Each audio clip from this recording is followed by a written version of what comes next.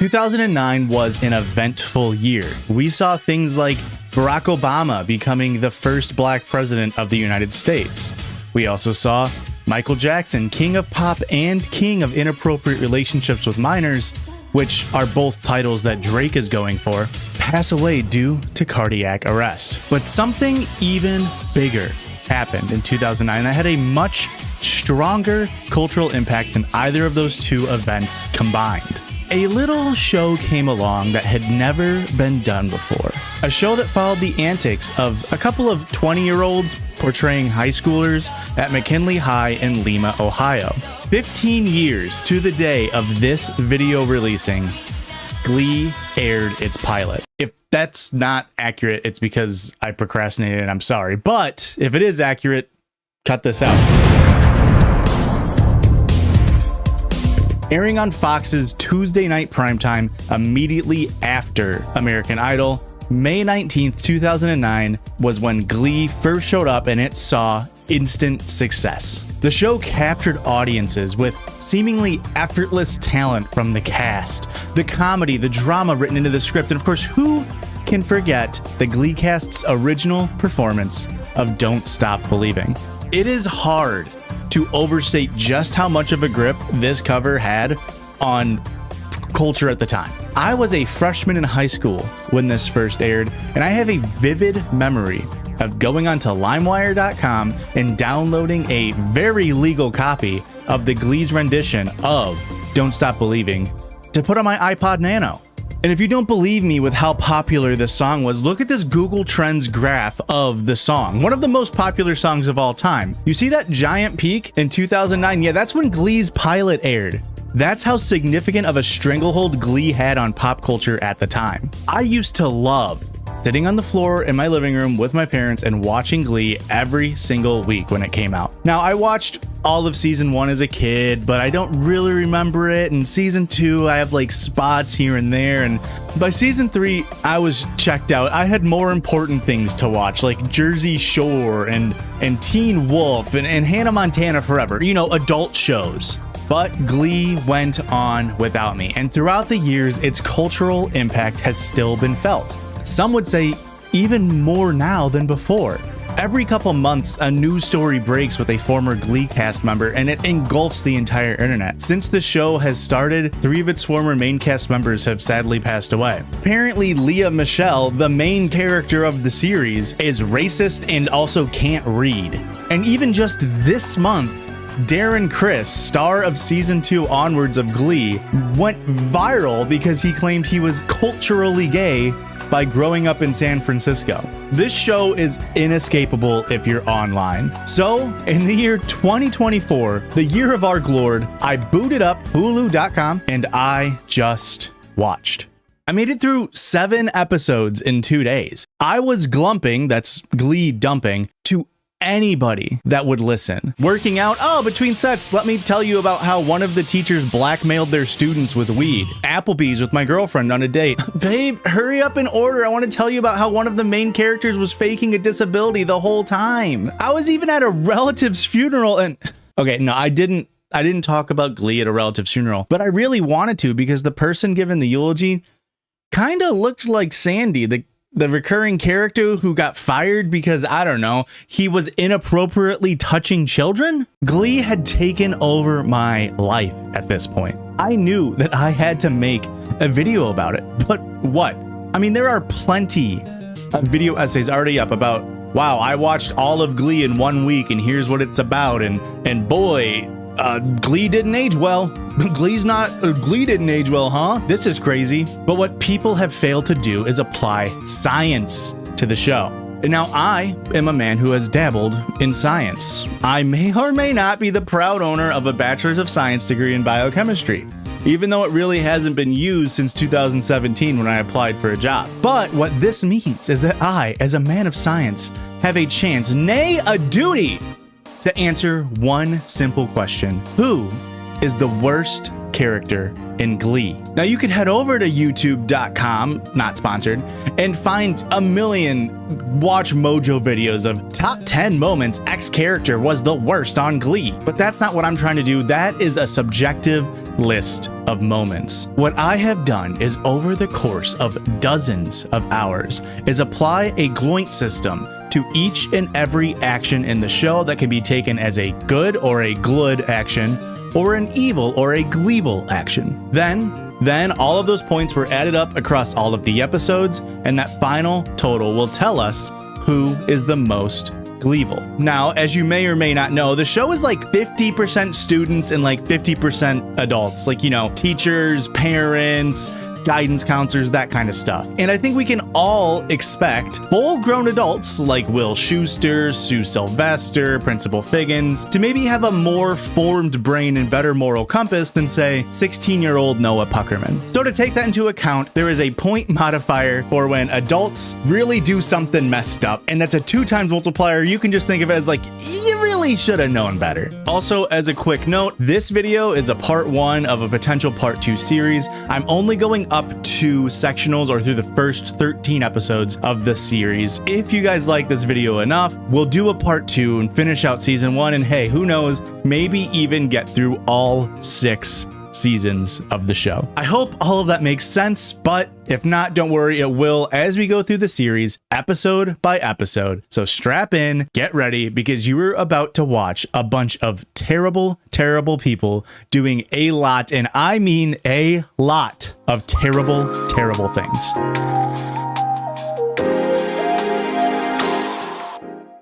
The show opens up on the supposed villain of the series, Sue Sylvester, coach of the Cheerios, being pretty mean to her students. Then it cuts to the implied good guy, our knight in curly-haired shining armor, Will Schuester. And what does this supposed good guy do in his first scene? He walks right past a hate crime. Now this works as a great example to set up our point value system. So we see Finn, quarterback of the football team, watching and aiding a hate crime. Minus 250 points, Finn. What are you doing? We see Puck actually doing the hate crime. Minus 500 points. You can't do that. And then we have Will, who, while he didn't do the hate crime, as an adult walked past a hate crime. So that's minus 250 for walking past it, times 2, that's minus 500 total. Does that make sense? Now going forward in the video, I'm not going to say every single point value, but through the power of editing, you will see the point changes on screen. Next, we see Will fawning over the trophy of an old Glee club leader. We then cut to him teaching Spanish, so we find out what his real job is. Now, if you maybe want to pick up a thing or two about the Spanish language, this is not the show for you, because while he is a Spanish teacher, we very rarely see him teaching Spanish. You unironically have a better chance at learning Spanish from Ben Chang and Community. Next, we see the current Glee teacher, Sandy, rehearsing with a student and then inappropriately touching him. Yeah, less than 3 whole minutes into this show, we've introduced pedophilia. Now, it's going to take a lot, and I mean a lot, to overcome Sandy to be the worst person in the show. I mean, really, you wouldn't even think that would be possible to happen, right? Like, who could be worse than the guy who was fired for inappropriately touching somebody? Anyway, we see Rachel was there to see this, but we'll get back to her later, because we have to get over to the teacher's lounge, where football coach Ken Tanaka is doing what? Figgins got rid of it. Budget cuts. You know, I know for a fact that they're still getting hot job at Carver. We should strike. Ken Tanaka is talking about labor solidarity. This is our first good guy points of the entire freaking show. 10 points to you, Ken. Hey, we love organized labor. Sue, who's directly responsible for the lack of coffee in the teacher's lounge, apologizes and brings coffee to everybody. 5 points, Sue. Way to go. That's just a real small drop in the points bucket for just this really minute action. Emma Pillsbury, school guidance counselor, then takes this moment to just denounce the sport of cheerleading as a whole. This is where we are introduced to Will, Ken, and Emma's love triangle. We then see Will learn that Sandy Ryerson, former head of Glee Club, had been fired. And instead of being like, oh my God, what for? Pedophilia? That's crazy. That's terrible. Will just looks in the camera and goes, oh my God, who's gonna like head the new Glee Club? Stuff like this really shows his true intentions. Will immediately goes to Principal Figgins and asks if he can run Glee. Unfortunately, Principal Figgins has already said, we're selling the room to AA. You're gonna have to pay me $60 to make up for the lost income. Will, who is married by the way, doesn't even talk to his wife and just starts giving Figgins the money. Glee has already started to take over Will's life, and while he's dreaming and trying to think of a new name for the Glee Club, it comes to him. One thing I knew for sure, we needed a new name. New Directions. Nude Directions. Nude Erections. Gleesus Christ, it was a dick joke. We then get treated to an intro montage of Mercedes, Kurt, Tina, and Rachel practicing and auditioning for the Glee Club. Puck walks by Rachel, and we see the first of many slushies thrown in the series as a form of bullying. We also learn that Rachel only turned Sandy in because she was personally upset that Sandy didn't give her the lead in the play. Just so we're clear, I want to clear up that hateful rumor that I was the one who turned that closet case Sandy Ryerson in because he gave Hank Saunders the solo I deserve. So like minus 25 here, Rachel, you should just turn in abusers. That shouldn't need to be like, oh, I'm going to gain something out of it. We get introduced to Rachel and we find out she's super lonely and she's a loser, and we see captain of the cheerleading squad, Quinn, leaving hate messages on her MySpace page. Yes, that's how old this show is. They are leaving messages on a MySpace page. But I will say the show doesn't feel like it's from 2009. Like, it feels more modern, and it's kind of a testament to how modernized the writing and the shooting was for the show. Like, this doesn't feel 15 years old. Compare this to any other sitcom from that time, and you'll see what I mean. The Glub, or Glee Club, is seen performing, and we are introduced to Artie and the other 4 members. Principal Figgins really wants to give the space that Glee practices in back to AA, so he makes a deal with Will. If Glee can win sectionals, then Glee can stay, but if they don't win sectionals, he needs the money from the AA group. This is the big plot point over this video and the first 13 episodes of the season. The Glee Club needs to win sectionals. Now, what are sectionals? I don't know. The show never really tells you. They just say sectionals over and over again. You're supposed to just understand that that's a competition, but they don't really go into how it's chosen, or like, they don't do any other competition. They just do sectionals. And in the meantime, Figgins is like, well, I need the money, Will, so... But you're running detention for free to make it up to me. You're doing unpaid labor. Not cool, Figgins. What the hell? Next, we see Terry berating a coworker, someone by the name of Howard Bamboo. Yes, the showrunners named one of 3 Asian characters that we'll see here Howard Bamboo. Tina, one of the other Asian characters, is played by actress Jenna Uskowicz. Jenna hosts a Glee rewatch podcast, a Glee Watch podcast if you won't, where she describes getting Tina's character's last name on the day of shooting the pilot because the showrunners had forgotten to give her a name. So on the spot, the showrunner goes, I don't know, Cohen Chang. Cohen, because Jenna is Jewish, and so he wanted to honor the Jewish roots. And then Chang, because Chang was the first Asian sounding name that came to his head. Jenna is Korean. Chang is a Chinese last name. I don't know how the show managed in the first episode to name 2 of the Asian characters just racial epitaphs, but it's arguably better than the 3rd Asian character, who they just call other Asian sometimes, unironically on the show. We do learn that his name is Mike Chang, believe it or not, but they refer to him as other Asian. Anyway, Terry starts to berate Will because he's working so late and she works 12 whole hours a week. Will starts to walk away, but who does he run to other than Sandy, who is berating a minimum wage worker, because of course he is. Anything under a 400 thread count and I could break out an impetigo. This is how we learn that Sandy has been selling weed ever since he's been fired, a very important piece of information which we will get back to later. Will talks with Sue, Emma, and Ken because he is looking for more students to join the Glee Club. Emma says, hey, maybe if you get some popular kids to join, maybe other people will want to join too. Captain of the football team, Ken, says, yeah, I'll let you talk to my guys, but you're gonna have to put a good word in for me with Emma. Will's talk with the football team kind of goes as you'd expect.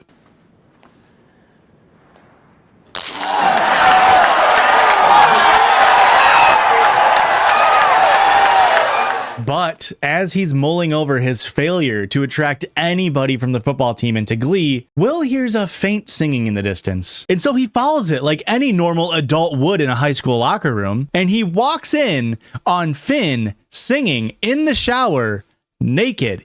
Will just walks in. He has no reason to be in there. He just walks in on a naked child. So knowing that Finn would never join Glee willingly, Will, an adult and a teacher, decides, what am I gonna do?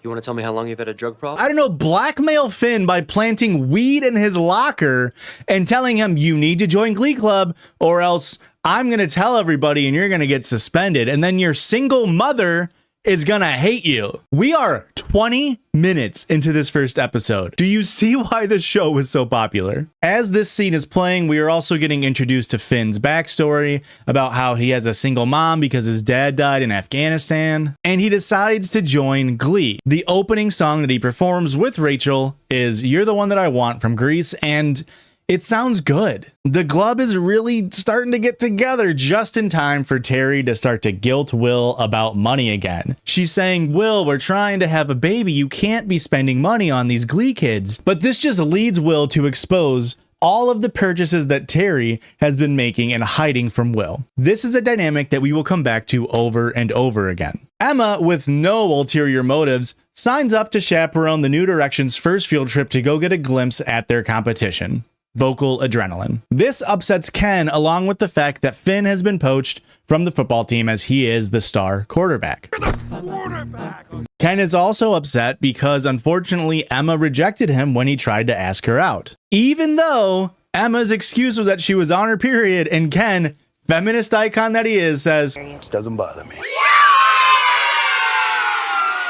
But then when he gets rejected, Ken licks his hand and puts it on the handle of her car, which, I mean, hey, Ken, what are you doing? So it's clear that Will never put in that good word for Ken that he promised to do. On the field trip, Rachel and Finn are getting to know each other as they're the two new hot, young, white leads in Glee. In a flashback, we are introduced to Quinn Fabray, captain of the cheerleader team and Finn's girlfriend. This also leads to perhaps my favorite moment in any TV show ever. I'm going to play it here. For almost 4 months now. She's cool. What if they have Sour Patch Kids? So the Glub watches their competition and they are just absolutely floored by how good they are. And upon coming back, Puck, angry at Finn for trying to leave football practices, leads a shooting squad of paintballs on him.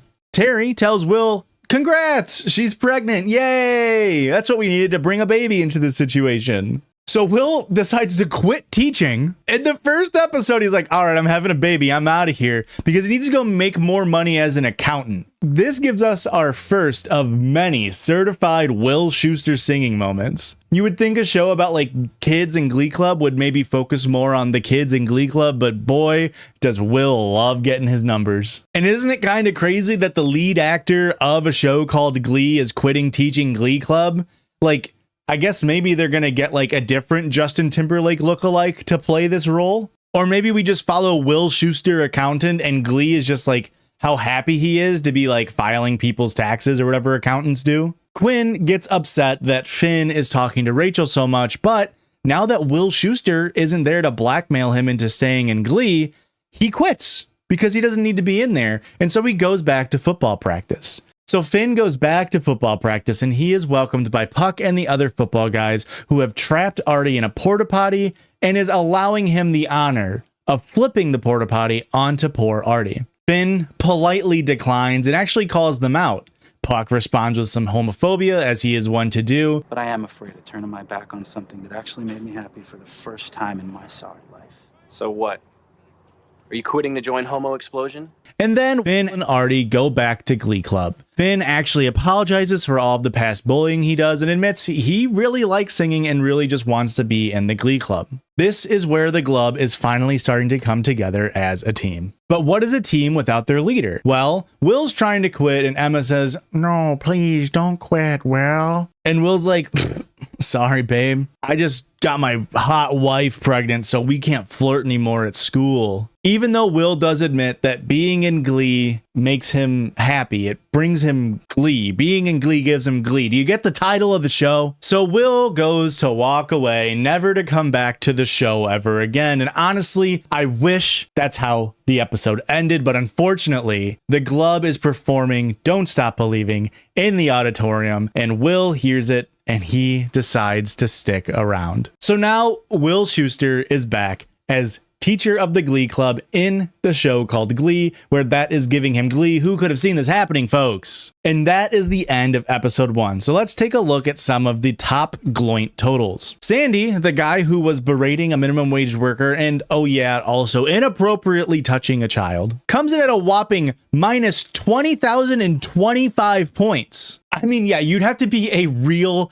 Gleese of shit to come anywhere close to that number. Will Schuester comes in at minus 20,600 points. It turns out walking in on a naked child intentionally and also, I don't know, blackmailing him with weed are both pretty bad things to do. In fact, the only main character even coming in the positive here is Sue Sylvester with 5 points, but don't worry, that will change soon. I'll keep you updated on the big point movers throughout each episode, but we'll save the point totals for the very, very end, so stick around. And again, this is all science-based, so you legally cannot be upset with any of my point distinctions.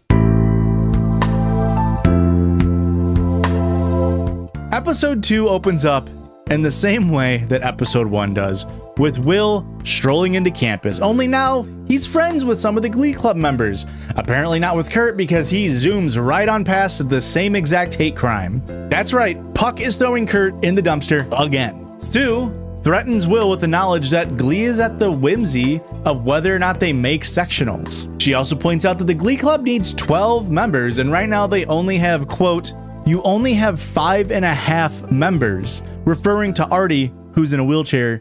Last time I looked at you, only had 5.5. Here. Yikes, minus 200, Sue. Quinn is still trying to get Finn to quit Glee because she's afraid it makes them look like losers.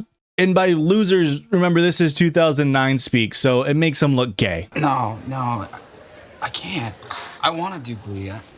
I'm really happy when I'm performing. People think you're gay now, Finn. Rachel gets a quick slushie, and speaking of gay, Will keeps choosing songs that the Glee Club doesn't like because, in the words of Kurt, You guys just need to get into it. No, it's the song. It's really gay. It's really gay. Will, eager to get more people excited to join the Glee Club, arranges for them to play at a pep assembly. The Glee Club rightfully is nervous that Will's song selection of disco is dated and it's going to be like social suicide if they go out in front of the whole school and perform his song. Will, ever the benevolent teacher, brushes off the students' concerns and says, you'll perform my song and you'll like it. Besides, Will and Terry have to go focus on house hunting now that they're going to have a child. This isn't super important other than it introduces us to Kendra, Terry's sister, who sucks and her kids suck and her life seems miserable. But then they also do this other scene where they use the word gay as a crutch to a joke again. This is where our daughter or gay son will sleep. Back at the Glub, the show decides to bless us with this absolute gem of a moment. To appease the students, Will performs this song. Guys, how about a little Kanye? Okay, cool. So the kids are going to perform Kanye. Maybe not the best choice in 2024, but in 2009, this would have been huge. It would have been so popular. Sick. It just shows that he's like actually listening and learning as a teacher. Oh, wait a minute. What is that? But she ain't messing with no broke. Get down, girl. Go ahead, get down. Why? Why do we need to see him rapping? Now, if you're a freak like me and you actually enjoy the cringe that is a somehow wider Justin Timberlake rapping, then don't worry. This is the first of many Will Schuester rapping moments the show will offer. Sometime after that practice, Emma notices Rachel trying to throw up in the bathroom. Now, I say trying to throw up because, well, I tried, but I guess I just don't have a gag reflex. One day when you're older, that'll turn out to be a gift. oh my God, Emma, you're a guidance counselor. You should know this is not the time to make that joke. Emma, being a guidance counselor, actually brings Rachel into her office to try to talk with her, and Rachel confesses that she's in love with Finn and she just wants to impress him. But Emma, the horn dog that she is, can't pay attention to Rachel's woes because she is lusting over Will and wants Will to Schuster her Pillsbury. Rachel does take Emma's advice of doing something unexpected to gain Finn's attention. And then the show tries to make us feel like they got caught having sex, but really they were just using the Cheerios copy machine to make flyers instead of having to do the pep assembly because they're so nervous that the pep assembly is going to make them look bad. But like the whole premise of this bit is that like, oh, you thought they were going to have sex, but like the whole episode is kind of about sex. So I don't know why they tried to do like tongue in cheek here. And that would have like worked as a scene, but because the Glee writers are Glee writers, they had to write in a little bit of ableism and have Rachel say that they were only trying to make the flyers to convince the chromosomally challenged football team. All right, tell me what happened, Rachel. Finn was worried about having to perform a solo at the pep assembly in front of his chromosomally challenged friends. Now that could be a like, guys because they have a Y chromosome, but it feels like a Down syndrome joke. It really does. Figgins doesn't bite on Sue trying to use this moment to leverage more power for herself, but Will still punishes Rachel for going against the Glee Club and his wishes. And we see that Will is still money insecure and says to Figgins, hey, I'll come be a janitor for half salary at nights if you allow me. I need the cash. And Figgins hires him at half salary, which again, where are the labor laws? Quinn, Santana, and Brittany, or the main cheerleaders of the show, are heads of the celibacy club, and Rachel has decided to join to get closer to Finn. The boys, meanwhile, are just horned up thinking about girls. Santana Lopez been over hers the other day, and I swear I could see her ovaries. While the girls reveal they're intentionally using their bodies to manipulate the guys. To help with glumming too fast during, intimate times, Finn uses the age-old technique of thinking of something non-sexual, that way you distract yourself. Of course, the thing that we find out he thinks of is when he killed somebody. Huh? Driving's fun.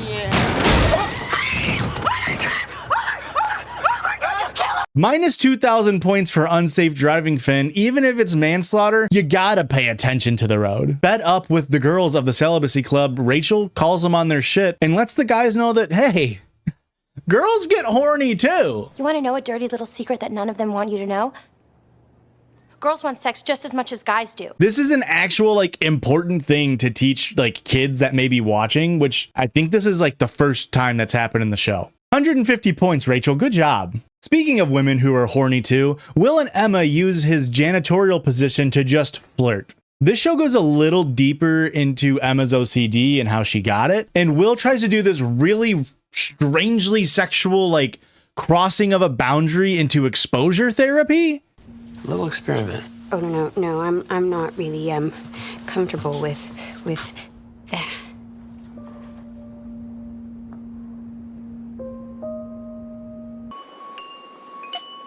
It's a very strange way to cheat on your wife, Will. And a staple in the show, someone is watching through the window and that person happens to be Ken.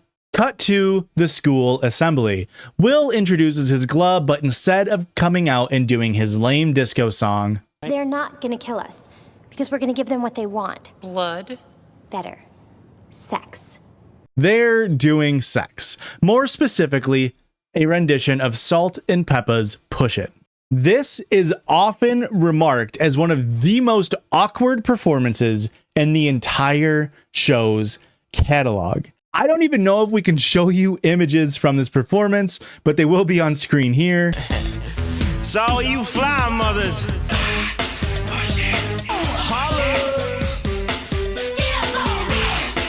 Seriously, the fact that several adults, including Figgins, are enjoying this performance is pretty messed up. These are literal teenagers. Sue is the only person with a normal reaction to this performance. Later, we find out parents were rightfully upset and called and complained about the Glee Club's performance. Figgins has no choice but to chastise Will and say, here is a list of pre-approved songs, and they're all, bad. However, Figgins does agree to give the Glee Club more money for more costumes because I got several flushes of panty from your group today, and I'm not talking about the girls. Can we just get one adult who doesn't sexualize these kids? Will then, of course, punishes Rachel for going behind his back again. Ken wants to go on a date with Emma, so he invites her to Tulipalooza, a local flower festival. She tries to bail again, and Ken calls her out for flirting with Will, who is, you know, a married man. And then Ken gives a couple of reasons why he wouldn't be that bad of a person to date, including one of my favorite jokes in the entire series.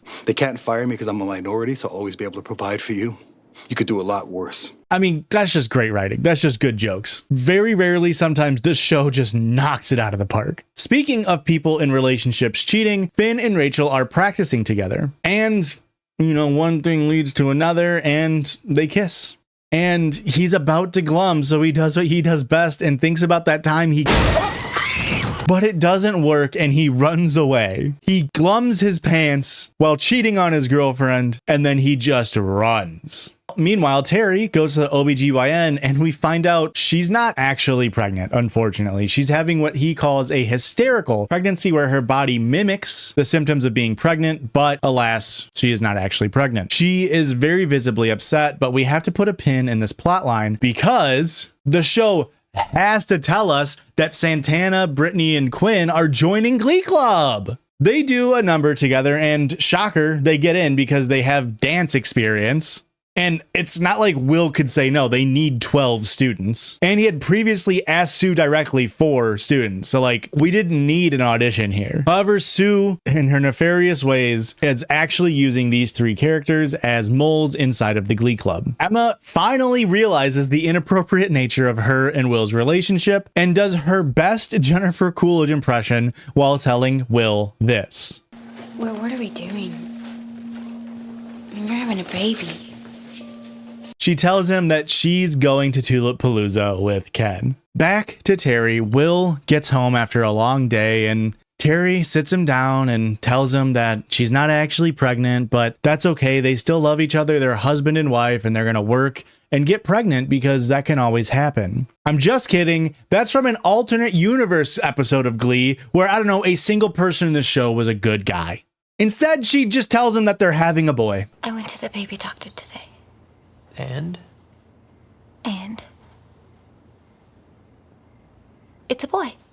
But because she's feeling guilty about lying, she tells him, you could quit being a janitor. This is one of the first major instances where Glee does this, where they'll introduce a major plot thing and then just have it resolved by the end of the episode. So Will having to be a janitor was kind of a big thing. But then by the end of the episode, they're like, no, you're not a janitor anymore. Keep your eyes open. This happens a lot. Will, as a punishment to Rachel, You're giving Quinn Fabray the solo? Gives Quinn Rachel's solo, and Rachel is not happy. She performs this extremely emotional Take a Bow by Rihanna as she's really upset that she can't continue being close with Finn, and the episode fades out. This episode actually saw Finn being the most gleeful, so, manslaughter will do that. That's minus 2,500 points for him. Followed by Will with minus 1,000 points, and then followed in third place by secret bad guy Figgins, who is just kind of complicit in all of the terrible stuff going on around him. But really, this episode served as a starting point to a lot of the ableist comments that the writers really lean on, and you'll see that as a trend as we move forward. Episode 3 is all about characters gaining confidence. Will and Terry are hosting Will's parents, and he sort of lets the baby out of the bag and announces that they're having a baby boy against Terry's wishes. Will's father laments about how he didn't have a backbone and how Will doesn't have a backbone because he didn't have a backbone, and it's really hard to be a dad, so you better learn how to get a backbone. Now, the Glub is upset with Will's lack of dance knowledge and wants to hire Dakota Stanley, renowned choreographer. This is brought upon them by the Cheerios, who know that Dakota Stanley is infamously tough on students, and they think that maybe by hiring Dakota, the Glee Club will dissolve. Minus 150 points to Quinn and Santana for going along with this. Emma and Will then attempt to have a conversation about anything other than how they just want to fuck each other's brains out, but they struggle, and then this happens. Sandy, I thought you weren't allowed on campus. No, William, I'm not allowed within 50 feet of children. Love that. I just love that for the high school students that are on campus. Turns out Sandy's visiting because Henri, the shop teacher, accidentally chopped off both of his thumbs because he was high on cough medicine. You see, cough medicine is a drug when abused, and therefore maybe people shouldn't take cough medicine unless they need it. So if you were to supply, I don't know, kids with cough medicine, that'd be really bad. Luckily, this episode, that doesn't happen. This is a technique called foreshadowing. So Howard Bamboo, Henri, Will, Sandy, and Ken all just realize they can sing, like that TikTok trend of, oh my God, I recorded the moment I realized I can sing. And this gives way to the second funniest cut I've ever seen in television. For he's the jolly good fellow that nobody can deny. Hey, that was pretty good. This is how we do it. God damn, this show just keeps giving and giving. The fellas decide to make an a cappella group called Acafellas. the Acafellas. Top class, bang on, no notes, nailed it in one. Way to go, Howard. However, they made the smart decision to not include Sandy, and this decision gave way to the funniest cut I've ever seen in any television series. So good. I'm ready for my close-up, Mr. DeMille. Sandy, we voted. When you're in the group, it's creepy. Wait, This is how we do it. That's right, folks. A joke so nice they had to do it twice. I've always said rule of twos. God damn, Will Schuester is fucking weird. Will keeps getting freaky with Terry because now he's got all this newfound confidence and she's enjoying it. Actually, she's just trying to get pregnant for real. That way she can hide up that she lied. Will's new obsession with the Acafellas is causing him to sort of pull away from the Glee Club. So Will recommends that the students actually do hire Dakota Stanley. Finn is the only person who thinks that this might be a bad idea and would hurt Will's feelings. And Himbo Finn, we all love him, comes up with this wonderful revelation. Wait. Is this one of those chick things where you're pissed about one thing, but you're just pretending like you're pissed about something else? Rachel is unsurprisingly still upset that, I don't know, you kissed her, came, and then ran away. And now you're just acting like you're fine, you're buddies, you're not even like, you don't need to talk about it. That was a totally normal thing to do. Finn threatens to leave Glee if they hire Dakota, and Rachel says, fine, then leave. Sue then sends Santana and Quinn to target each individual Glee Club member and sow discord within their ranks. Mercedes is seen talking to Kurt about how she wants to be in a relationship, and Kurt agrees. But in doing so, Kurt mentions that they get, quote, less play than special ed kids because they're in Glee. Minus 200 points, Kurt. Not cool. Also not cool, Santana and Quinn then tell Mercedes to start pursuing Kurt because he might be interested, even though they know that he's gay. Biggins, because why wouldn't he, hires the Acafellas to perform at a parent-teacher conference after seeing them perform live. Biggins does admit as using this show as a way to distract the parents from being upset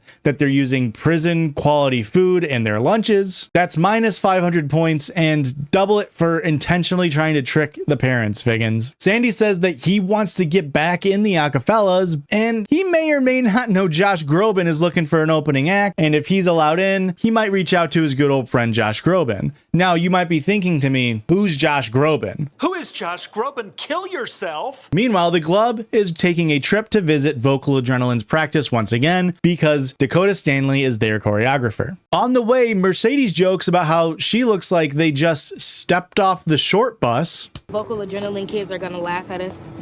They're so cool and popular, and we look like we just stepped off the short bus. Those sweaty Nazis have just had more time to practice. And then Kurt says, no, you don't look like you're touched in the head. And then later after the performance, Dakota lets the Glub know that he's going to need a minimum of $8,000 in order to agree to coaching their Glee Club. It's quite the exorbitant price considering they're all teenagers. Like $8,000 is a lot of money now, even more so in 2009.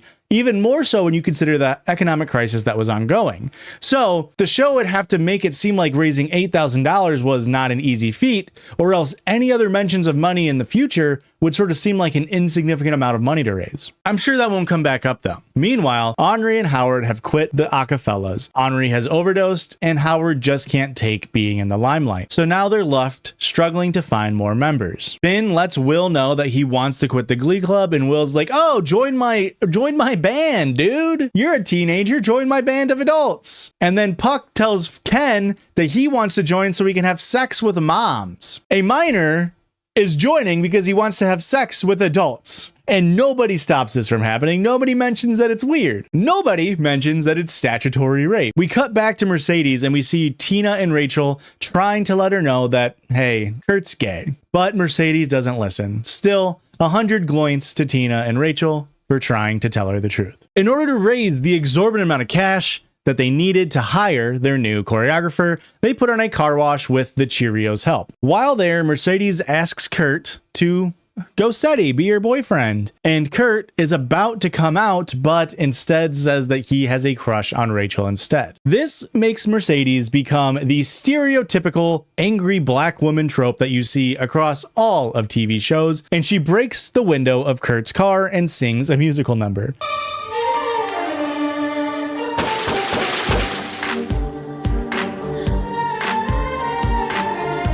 Why were they washing Kurt's car at a car wash where they're trying to make money? I don't know. Just roll with it. Back at the school, Dakota's there to teach the glub. I guess they raised the $8,000. They didn't really mention it, so I guess raising $8,000 is just easy to do. So if in the future they need to raise any amount of money, they can just put on a car wash and get it done in a day. That's good to know. Dakota then proceeds to go on an ableist, racist, fatphobic rant against each and every single member of the Glee Club. Rachel, being the only person who cares, stands up for the group and calls him out and tells him he's fired. Meanwhile, the Acafellas performance goes wonderfully, except for one member singing. Ah, tick tock, you don't stop. Stop to the ah, tick tock, you don't stop. No, you're not gonna sing that song. After the Acafellas performance, Josh Groban greets the group backstage, and you think, oh, maybe they're actually going to get hired, and then the Glee Club show about Glee will end because two of the members are performing for Josh Groban,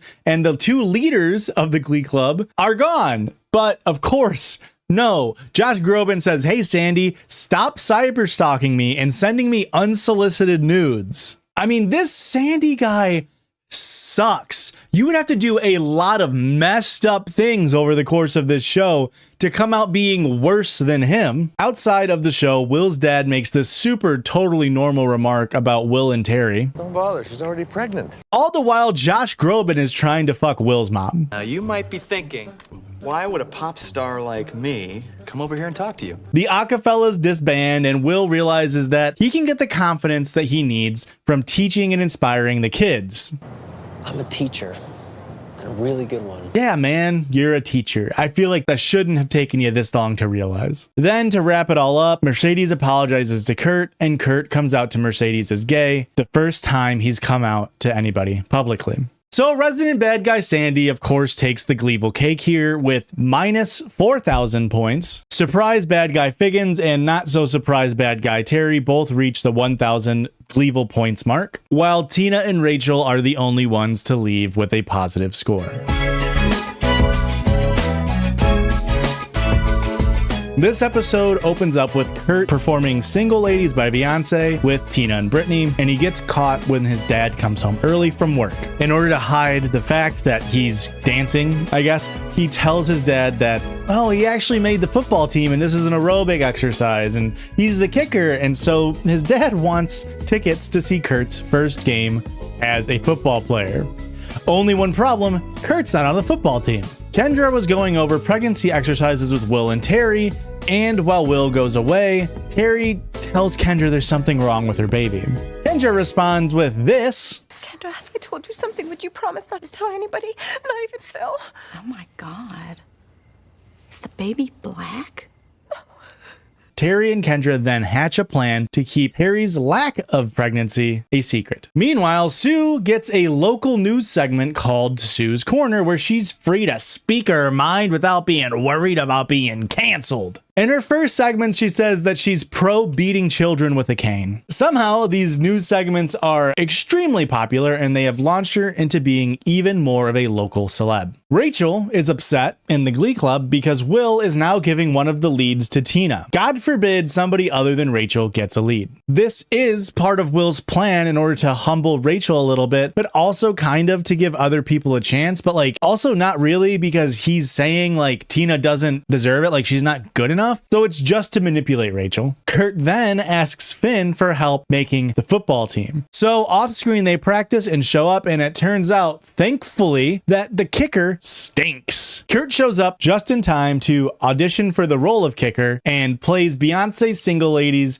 before he kicks the football right through the uprights, and the whole team celebrates. I mean, that's great for practice, but you can't just like bring a boombox onto the field and kick during a game. So as long as they get that figured out, he'll be all right. Now, the news station lets Sue know that if the Cheerios don't win nationals, they're gonna end Sue's corner because they only want her on if she's a winner. So now Sue is even more determined to win nationals. She can't do that if the Glee Club exists because reasons? I don't know. I guess it's kind of implied that like the Glee Club's taking some of the Cheerios funding, but like it can't be that much. We also find out that she's pro littering here. So another minus 400 points for that one, Sue. We cut to Quinn telling Finn that she's pregnant. Whatever I did, I'm sorry. I'm pregnant. Even though Quinn and Finn never had sex. She tells him that while they were in a hot tub and they were making out, and him thinking about someone didn't help and he his pants, that the hot tub carried this glum over to her hot tub and her. I mean, that's crazy that hot tubs are the exact temperature for glum to survive and for that to happen. I guess I didn't realize that was how the science worked as a man of science myself, but okay, pop off Glee writers, I guess. Anyway, Sandy gets a position back at the school because Sue offers it to him. Yes, that's Sandy. The guy who was canonically fired from being at the school because he was inappropriately touching children. 2,000 Gleeville points, Sue. What are you doing? Well, what she's doing is she's bringing him back to make the Glee Club more unstable. By appointing him as leader of the creative arts, he is going to run a school play and try to poach Rachel away from the Glee Club. To pull this off, she of course blackmails Figgins, and he caves because the idea of this old video of him doing an ad for pulmonary embolism socks is like so embarrassing. He can't have that get out into the internet. So yeah, Figgins just rehires the guy who isn't supposed to be within 50 feet of a minor. And Sue's plan, it works. Sandy gives Rachel lead in the school play, and Rachel is thinking about quitting Glee. Meanwhile, Tina is struggling as the lead singer, and she just can't quite get the confidence. But Will, being a semi-good teacher here, tries to remind her that, hey, your stutter gets better when you sing and you have more confidence, so maybe focus on that. Because at this point in the show, Tina is still just the goth Asian with a stutter. That's like her whole character, is that she has a stutter and is Asian. And this, I guess, is important because giving her more chances to succeed may actually help with her stutter. And as far as I'm aware, there's no other way to get rid of a stutter, right? Like, if this works for her, then do that, because I'm sure she wouldn't have a stutter if she could choose. But we'll get back to that because Finn tells Will about Quinn's pregnancy and how now they're both scared they're never going to make it out of the hometown. Finn really needs to get a scholarship to make it to college, and he thinks being in football gives him a better chance at that than being in Glee Club. But Will, being the selfish devil he is, reminds Finn of this super famous football player from the 80s. What's his name? Oh, I don't know. Walter Payton? Sweetness? Running back for the Chicago Bears who used dance to be better at football and helped choreograph the Super Bowl shuffle? Ever heard of him, Finn? And Finn's like, oh yeah, dancing is cool. Will then goes home and tells Terry about Quinn and Finn's positions, but while Will seems actually distraught learning this information and feels terrible for the kids who have been forced into this position against their will, Terry sees an opportunity. So Will works with Ken to institute dance lessons into football in order to make the football team better. I'm not quite sure how Kurt leading them through the choreography of single ladies is going to help them win a game, but pop off, Kings. Finn lets it slip to Puck that Quinn's pregnant and that's why he's stressed out, and Puck goes to comfort Quinn, knowing that his best friend's girlfriend is probably feeling pretty alone right now. Except not really, because it turns out that Quinn and Puck slept together and Puck is actually the dad. It turns out having actual sex can cause pregnancy. Glubbing in a hot tub can't. Why can nobody just do the right thing once in this show? Everybody is just bad. Because Quinn is just choosing to treat Finn like the dad because she doesn't see Puck as a viable option because he's a ruffian, he's a lowlife, he's poor. Super sick. But on top of that, Terry then breaks into Quinn's car and demands her to give her the baby because she doesn't want it anyway. And then Terry can just pass off this baby as her baby to trick Will. Perfect plan. Enough of that boring storyline. Back to football. You see, the team is really bad. They refuse to play together. Well, I think we really came together this week as a team. Yeah, a gay team. A big gay team of dancing gays. See, just not a team at all. The score is 0-6 with the McKinley High team losing, and it's the last play of regulation. Finn calls a timeout and tells everybody, it's time. Dude, we gotta do it. Then they decide to break all known rules of football and to perform a dance number to Beyonce's Single Ladies to fool the opposing team and score a touchdown. I'm going to list out the penalties that I noticed. Let me know if I missed any. Delay a game, illegal motion, linemen having incorrect numbers, false start, piping sound, neutral zone infraction, players not set for 1 second before snapping. But regardless of all of that, no penalties on the play. Finn throws a touchdown to Puck and they score, tying the game up with 0 seconds left on the clock. Now, it all comes down to Kurt. His first game ever needs to come make his biggest and first kick. He lines up for the PAT. They start playing Single Ladies. He dances for a little bit and then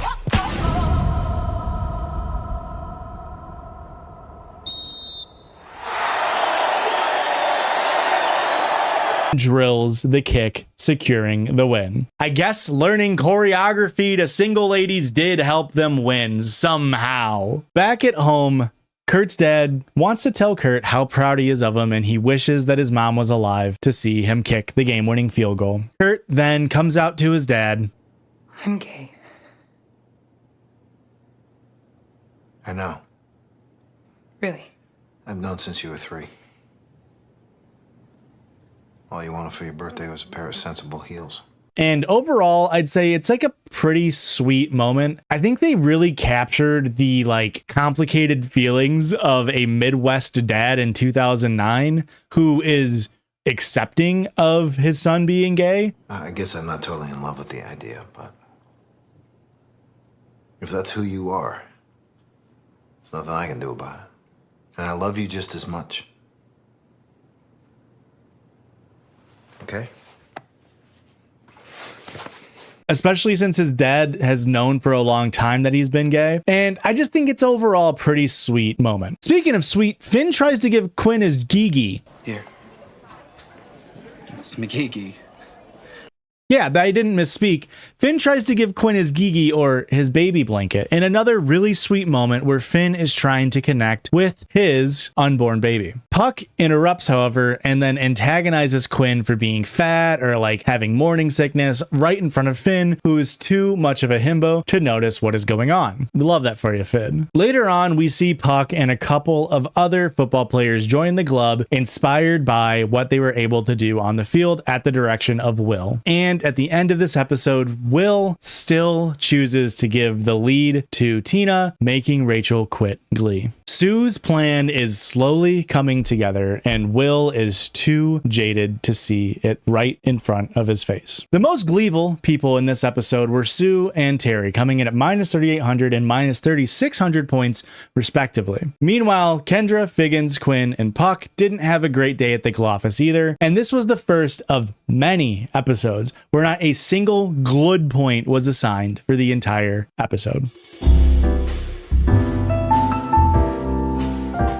So now episode 5 starts out with the Glub practicing Don't Stop Believing yet again, but since Rachel is not around, Quinn has been given her part. Quinn runs out sick, struggling with morning sickness, and the Glub overall laments Rachel's absence. Will and Terry get lunch together, and he starts to wonder why Terry hasn't been showing many signs of morning sickness herself. She should be, at this point, pretty pregnant. Of course, Terry just lies, and they happen to run into one of Will's ex-students. Turns out, even though this student is 24 years old, he's still in vocal adrenaline because they keep intentionally failing him. Could you imagine people in their 20s pretending to be teenagers and performing in a glee club? Weird.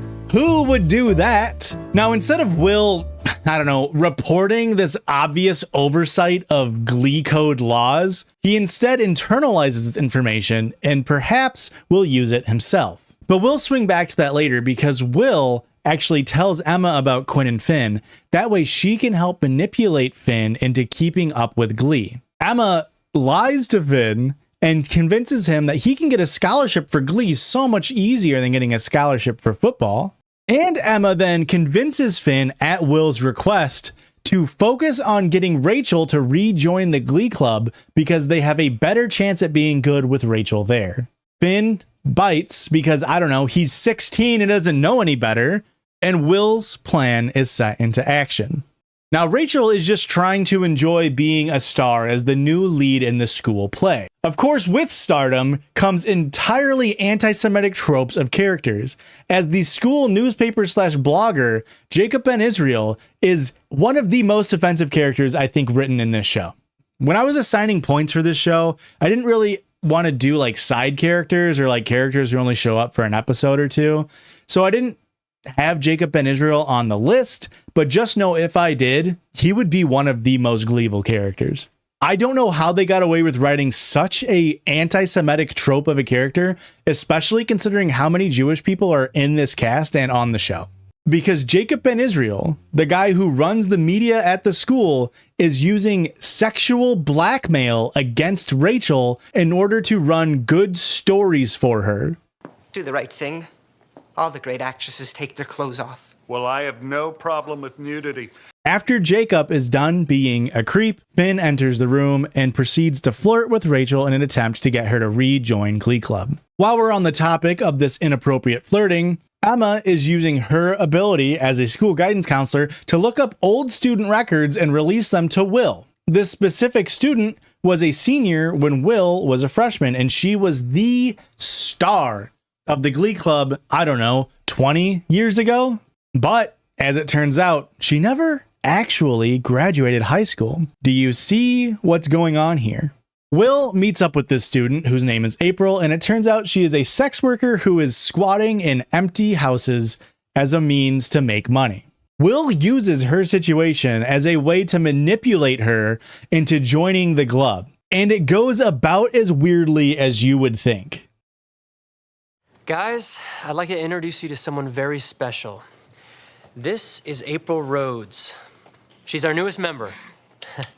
Wait, so old people can join Glee Club now? After April shows off her singing talents, the students are left floored. However, in Spanish class, and yes, this is the second time that we've seen Mr. Schuster teaching Spanish, his actual job, we see April drinking alcohol and just being an overall nuisance in the class. Turns out, and who could have seen this coming, the Glee kids aren't like super psyched to have a 40-year-old in their Glee club stealing the spotlight and being an alcoholic. So what does Will do? Kick her out? Ask her to sober up maybe? No, he just tells her to, hey, make an effort to get to know the kids and spend time with these minors, you 40-year-old woman with a drinking problem. So naturally, she goes to Kurt and gives him alcohol and porn.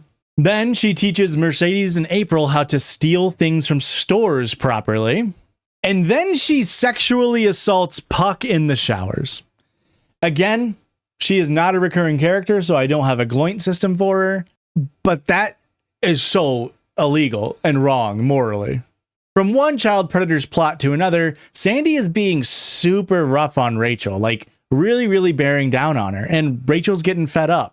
Why is Sandy acting this way? I know what you're trying to do. You're trying to get me to quit so you can be the star. Well, it won't work. I'm not going anywhere. Oh, I didn't realize that pedophiles could just be the lead in school plays. That's kind of crazy. Finn has been helping Rachel run lines for the school play and trying to convince her to join back to Glee, but when Rachel gets introduced to April, she gets really jealous and any progress that Finn had made was completely wiped out. Emma does her job and notices Kurt reeks of alcohol and takes him to the hospital to get his stomach pumped. Then she very nicely, like way too kindly, slightly scolds Will for, I don't know, bringing an alcoholic into a school system. I mean, way to do your job, Emma. Solid work here.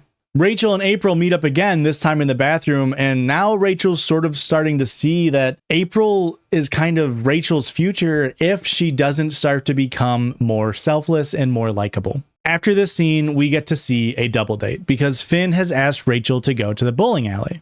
Do I have to put my fingers in the holes? Couldn't there be diseases in there or something? I don't know. Ball sharing's all part of the fun. Finn lies to Rachel and tells her, no, Glee misses you so bad. Like, everybody likes you there. And then they kiss again. And this was just being done by Finn to manipulate her to join Glee again. And it works because after they kiss, she says, okay, I'll come back to Glee just so I can be with you, Finn. Now we see that Will and April just so happen to be bowling at the exact same time a few lanes down, and Will asks April to maybe, I don't know, sober up when you're around the kids. And then he says, oh, I liked you so much in high school. You're such a good singer. I have to tell you something. So to fulfill that fantasy, they sing a duet during bingo at the bowling alley. And it's fine. I don't know. I don't know why we're spending so much time with April here. So after kissing Finn, Rachel goes back to the club to announce that she's ready to join again. Unfortunately, this is undercut because Puck has told the entire club that Quinn is pregnant and Finn is the father. Rachel then slaps Finn for lying to her and kissing her, and Finn retorts so perfectly. I'm the only fool who went out with you and let you kiss me thinking you actually had feelings for me. But I do. Look, yeah, I haven't been totally honest with you, but that's different than lying. Rachel quits Glee again, and then Sue gives Rachel artistic control of the play as a means to coax her to stay with the play this time. Turns out the club has been rehearsing to put on a performance for the show, and April is late and shows up drunk. She then assaults Puck publicly, and again, Will does nothing about this. Emma again very lightly scolds Will for almost getting hit by a drunk driver, April, in the parking lot. But then they go on and put on the first of their performances, and it goes super well. But in between sets, Will talks to April and says, hey, you can't be on the team anymore. You're stealing the spotlight away from the students. Not that you're like actively harming them by giving them alcohol and porn and teaching them how to steal. No. But you're stealing the spotlight away from students. And you might actually be like, oh, Will's doing a good thing here. But no, this is all just part of his plan to make Rachel jealous and steal her back from the school play. He goes back to the club, lies to them about why he kicked April out. And the worst part about all of this is that his plan works because Rachel comes in and saves the day and helps perform the second song in the set, and the club is back together again. Overall, their performance was an absolute slaying the boots house down, except some of the most awkward dancing I've ever seen. This is the guy that's supposed to get a scholarship for Glee, folks. This guy that looks like he has concrete for hips. That's who we're supposed to believe is the most talented guy in this club. Now, this episode closes out without Will ever facing a single negative consequence for any of his actions. He also totaled up minus 3,800 points here. And Emma, who was complicit with nearly all of his actions, racks up minus 1,500 points of her own. Again, not a single person did an action in this episode that was deemed to be a gl-ood one. Host and not really try as hard in their practices because they're already good. Why get better? Kurt has a line that I can only hope people say whenever they're watching a certified Hashan classic. Sorry, funny YouTube. Damn, I hope, I pray that I can deliver that reaction. Huh? That I can deliver that reaction. It's all about teamwork. It's all about, you know, team first. There's no I in team. I pray that we can deliver that reaction to this video. At this point, I'll have put over 60 hours myself into this video, and that's before Blake gets their little editing hands on it. So if I get a single, sorry, funny YouTube, they made. So leave a comment down below, funny YouTube, and I'll like it. I don't know. Please, please, please, please, please, please. We put so much work into this. Okay, so back to Glee. Will and Emma flirt, and this is one of the craziest attempts to make Will Schuester seem hot in series history. The kids have gotten really complacent. It's like the fire has totally gone out. I'm sorry, you've got a little mustard in your cute Kirk Douglas chin dimple. What? Huh?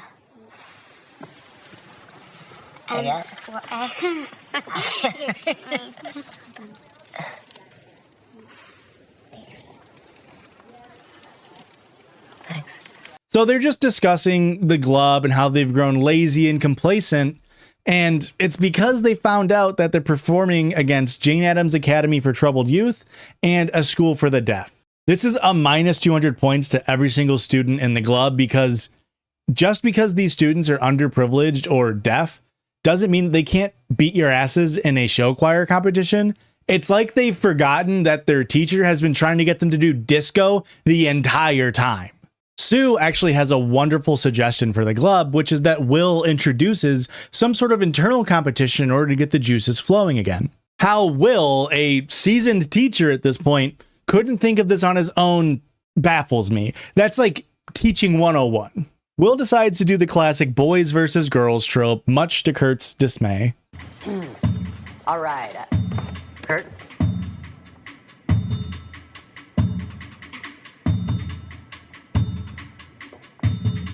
This, we find out, is the mashup episode that Glee becomes famous for.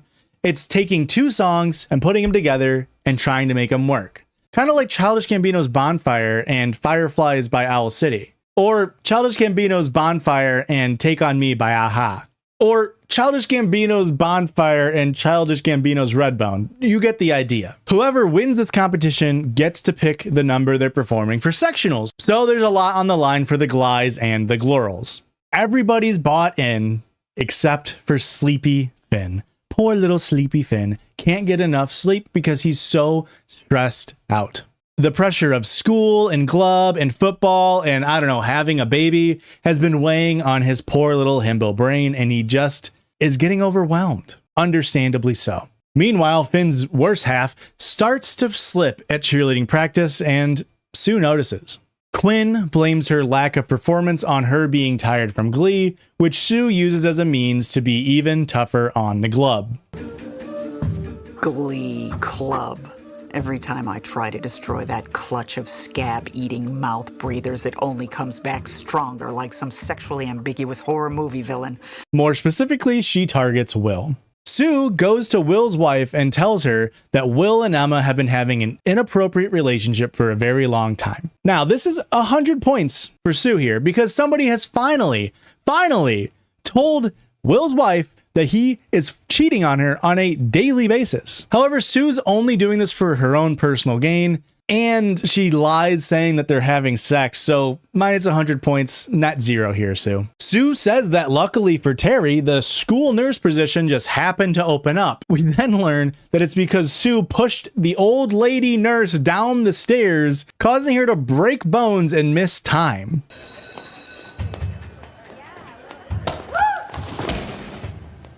You would think that there might be a consequence for that, considering that there were definitely children around and witnesses to that. But remember, this is the Family Guy episode. Besides, Figgins wouldn't just hire somebody in a healthcare position that was unqualified just because he wants to save money, right? Wait, no, never mind. He does exactly that. No, that tracks. I swear it is illegal to have a normal hiring practice on this show. So Terry walks in, now the school nurse, into the teacher's lounge and catches Will and Emma having a midday flirt sesh. So So Terry, who took a job solely to spy on her husband, then decides to do terrorism. It's a strong word. Then decides to weaponize Emma's OCD against her and licks part of her thumb and puts it on Emma's mug to freak her out. In case you haven't figured it out, Terry's not a good person. Now, the Glorals are not worried about the competition against the Glies. They think they've got it in the bag. Except Rachel. She's the only one really trying in the mashup competition. Meanwhile, the Glies are noticing that Finn's kind of sleeping through a lot of the practices, and Puck recommends that he go visits the school nurse to go take a nap in her office. That way he can come back revitalized. Finn goes and sees Terry, and Terry realizes that Finn is the father of Quinn's baby. Using this information, she pries into his life and starts chastising him for having feelings about Rachel and Quinn simultaneously. But Finn didn't go in there to get chastised by the nurse. He came in there to catch up on some sleep. Terry instead guilts him further and then just gives him drugs to keep him awake. What drugs, you may ask? Oh, just cough medicine, the same stuff that made Henri cut his fingers off in Shop. Let me tell you, this is not a great episode for the one Terry fan out there. The pseudoephedrine that Terry gave Finn makes him super cheery and super awake, and in fact, Terry happened to give Finn enough pseudoephedrine to give to all of the guys in Glee Club. This makes their mashup of John Bon Jovi's It's My Life and Usher's Confessions really, really good, I guess. It sounds like it's worse. It's worse than both of the original two songs, but in universe, everybody loves it. These are my confessions. It's now or never. And now the Glorals are like, shit, we actually have to try. I didn't expect the Glies to be so goddamn good.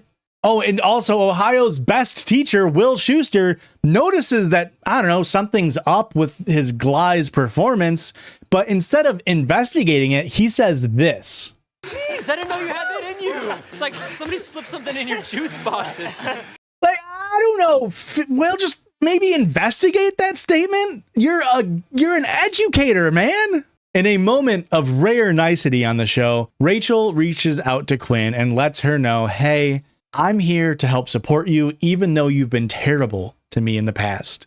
Quinn does thank her, but ultimately she's still wary of Rachel's initiation of a friendship. Turns out Terry has been using Howard Bamboo to help supply her pseudoephedrine needs to give to all of the students. Ken comes into her office and sort of spills the tea about how their partners, Will and Emma, have been flirting behind their backs. Terry doesn't really want to talk to Ken for that long, so she just gives him some cough medicine and says to propose to Emma to make it all get better. Because famously, people who are married can't cheat. Kurt lets the Glorals know that the Glies were on drugs, and that's why their performance was so good. Rachel tries to confront Finn about his use of PEDs in his performance, but this sort of just leads to both of them talking about the immense amount of pressures that both of them face on a day-to-day. The next scene we see is Terry giving all of the Glorals pseudoephedrine, except for Quinn because she knows that Quinn is pregnant. Terry and Will try to recreate Mustardgate, but unfortunately this married couple just doesn't quite have the same amount of sexual tension that Squirrel Lady and Broom with the Justin Timberlake wig have. Like, they just do it better. I'm sorry, Terry. Will tells Terry, hey, this is my workplace. I need space. You're starting to suffocate me. And Terry is getting worried. Maybe her plan is backfiring. Ken then suffocates Emma and proposes to her just as Terry suggested. We have to wait to see if she said yes or no, though. Classic television writing. After popping some pills, the Glorals absolutely pop off on their rendition of Walking on Sunshine and Beyonce's Halo. Again, it's worse overall than the two songs that it's made out of, but in universe, people love the mashup.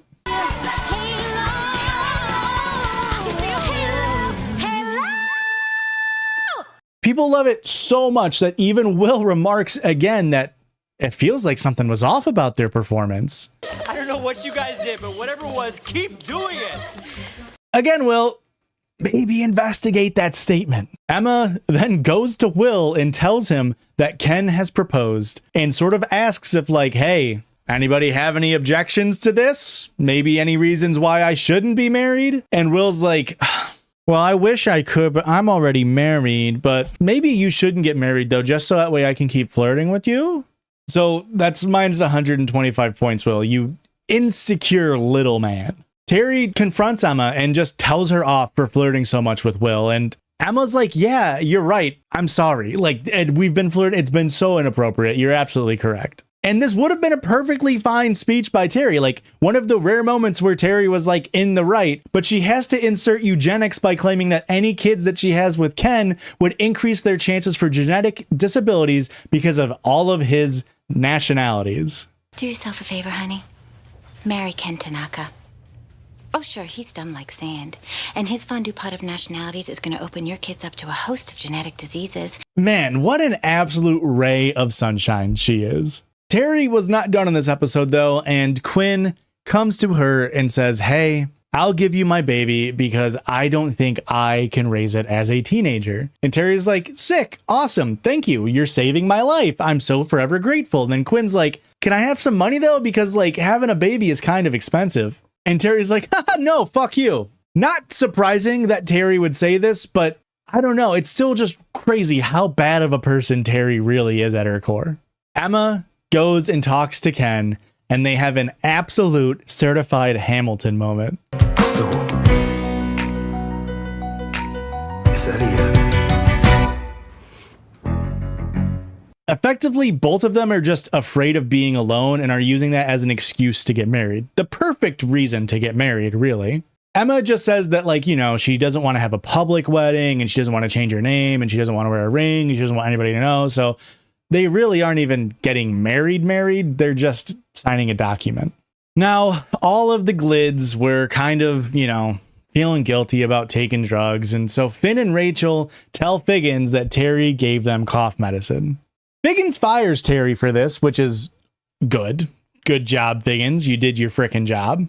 Additionally, Figgins also remarks that Will isn't fully absent of blame here because he didn't notice that his kids were all on cough medicine. Yeah, of course. Well, he did notice. He just chose not to say anything, really. So this drug abuse was happening in his glove. Will needs to be punished for not seeing that it was happening. Even though just last episode they had a 40-year-old alcoholic going in there and giving him alcohol and there was no repercussions for that, now that somebody else drugged the Glee kids, now Will's being punished for that.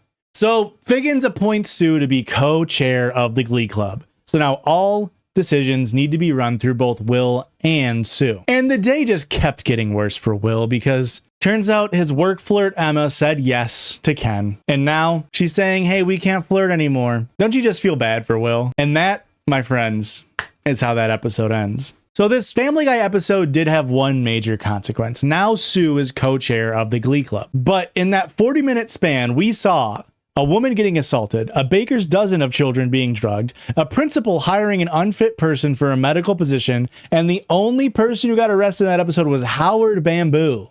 How? Now, this should not come to a shock to anybody, but Terry tops out as the most Gleevil person in this episode, racking up a whopping 4,250 Gleevil points. That's actually good enough for most Gleevil points in an episode non-Child Predator edition. Figgins and Sue also took some big hits as well, minus 2,000 and minus 1,000 respectively, while no one scored positive for the episode overall.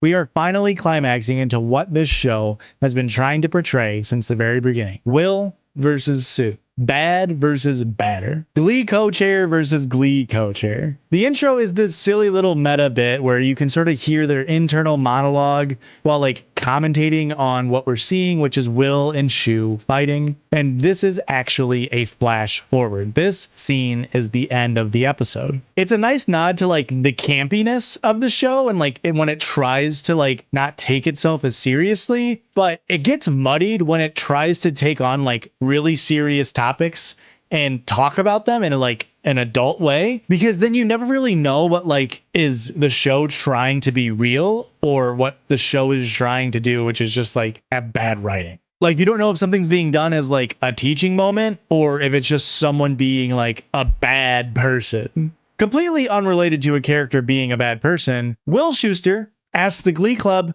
what songs they want to do. And Mercedes says she wants to do songs that are more black. And of course, this is Will's response. Music in particular that you guys want to do? Could we maybe try something a little more black? Shut show is telling us pretty correctly that Will just sort of does this optics-based liberalism. He asks the Glub what he can do better. The minorities speak up, and then he says, okay, and then disregards what they said to appease the white leads. Using this reality as a springboard, Sue starts to appeal to the minorities of the Glee Club. With the help from the Cheerios, she starts to divide the Glee Club and turn them against Will. And a little heads up, this series already has a tendency to like jump between plot points. This one does it a lot because it's not a very substantial episode, so be aware of constant transitions between plot points. Finn and Quinn find out that the baby is gonna be a girl. Finn is still personally in denial about Quinn's decision to adopt out the kid, and so he's imagining what life will be like as a father. Will had been the one to drive Finn and Quinn to this appointment, and while he's there, he's sort of self-reflecting and realizing, hey, I haven't done any of this with my wife who's pregnant, what gives? But more on that later. School newspaper / blog guy Jacob Ben Israel, who I will just refer to as JBI, comes back to harass Rachel once again. He tells her that he's gonna run a story about Quinn Fabray being pregnant unless Rachel ponies up. Ponies up what? We don't know yet. She agrees to do it, and again, this is just an extremely anti-Semitic trope of a character. The show then quickly cuts to Sue and Will splitting the Glee Club into halves. Will assumes that Sue is just gonna take the cheerleaders and the football players, but Sue launches her plan as she picks Sue's kids, and I'll just let her selections speak for themselves. Santana, Wheels, Gay Kid, come on, move it. Asian, Other Asian, Aretha, and Shaft. Meanwhile, and again, I'm sorry, this episode jumps around a lot, Kendra and Terry have been making all of the decision about the baby without Will's input. This frustrates Will, and he demands to come with Terry to the next appointment with her OBGYN. This is, of course, a wrench in Terry and Kendra's plan, because remember, Terry told Will that they're having a boy, and they most certainly are not. Cutting back to Rachel, we see that she had to do something that she says, quote, is going to require a lot of intense therapy to get over. So what did you have to do to get him to stop? Let's just say I feel sorry for my dads because they're probably going to have to dip into my college fund to pay for intensive therapy. Turns out that she had to give JBI a pair of her underwear, but he was not satisfied because she gave him an unworn pair of her underwear, and now he's demanding a worn pair for him to not run the story. Holy shit, why does this character exist? Sue uses her pandering to the minorities of the Glee Club by just performing an R&B song and letting them pop and lock to it. Literally the smallest of concessions, and they're satisfied. Almost like Will should have just listened to them when they voiced their concerns. The ever quick-witted Will realizes, hey, it seems like Sue is trying to turn part of the Glee Club against me. I don't know how it's taken him this long to realize this. He tries to confront Sue and guilt her for using these kids as props as a means to destroy the Glee Club. She gets angry and storms away and knocks a drink out of a student's hand, which is like assault and theft and like not cool at all. Minus 400 points, Sue. Back at home, Terry is really afraid of pushing Will away and offers to help with some of the stresses that he's got going on at school because, you know, every time Terry has helped with something at school, it's turned out wonderfully so far. Her advice, why don't you start failing Cheerios? That way they are academically ineligible, and therefore Sue will not have a Cheerios squad anymore. A very evil thing to come up with. No teacher worth their salt would stoop that low as to harm students academically as a means to settle their personal petty drama. Where are my Cheerios?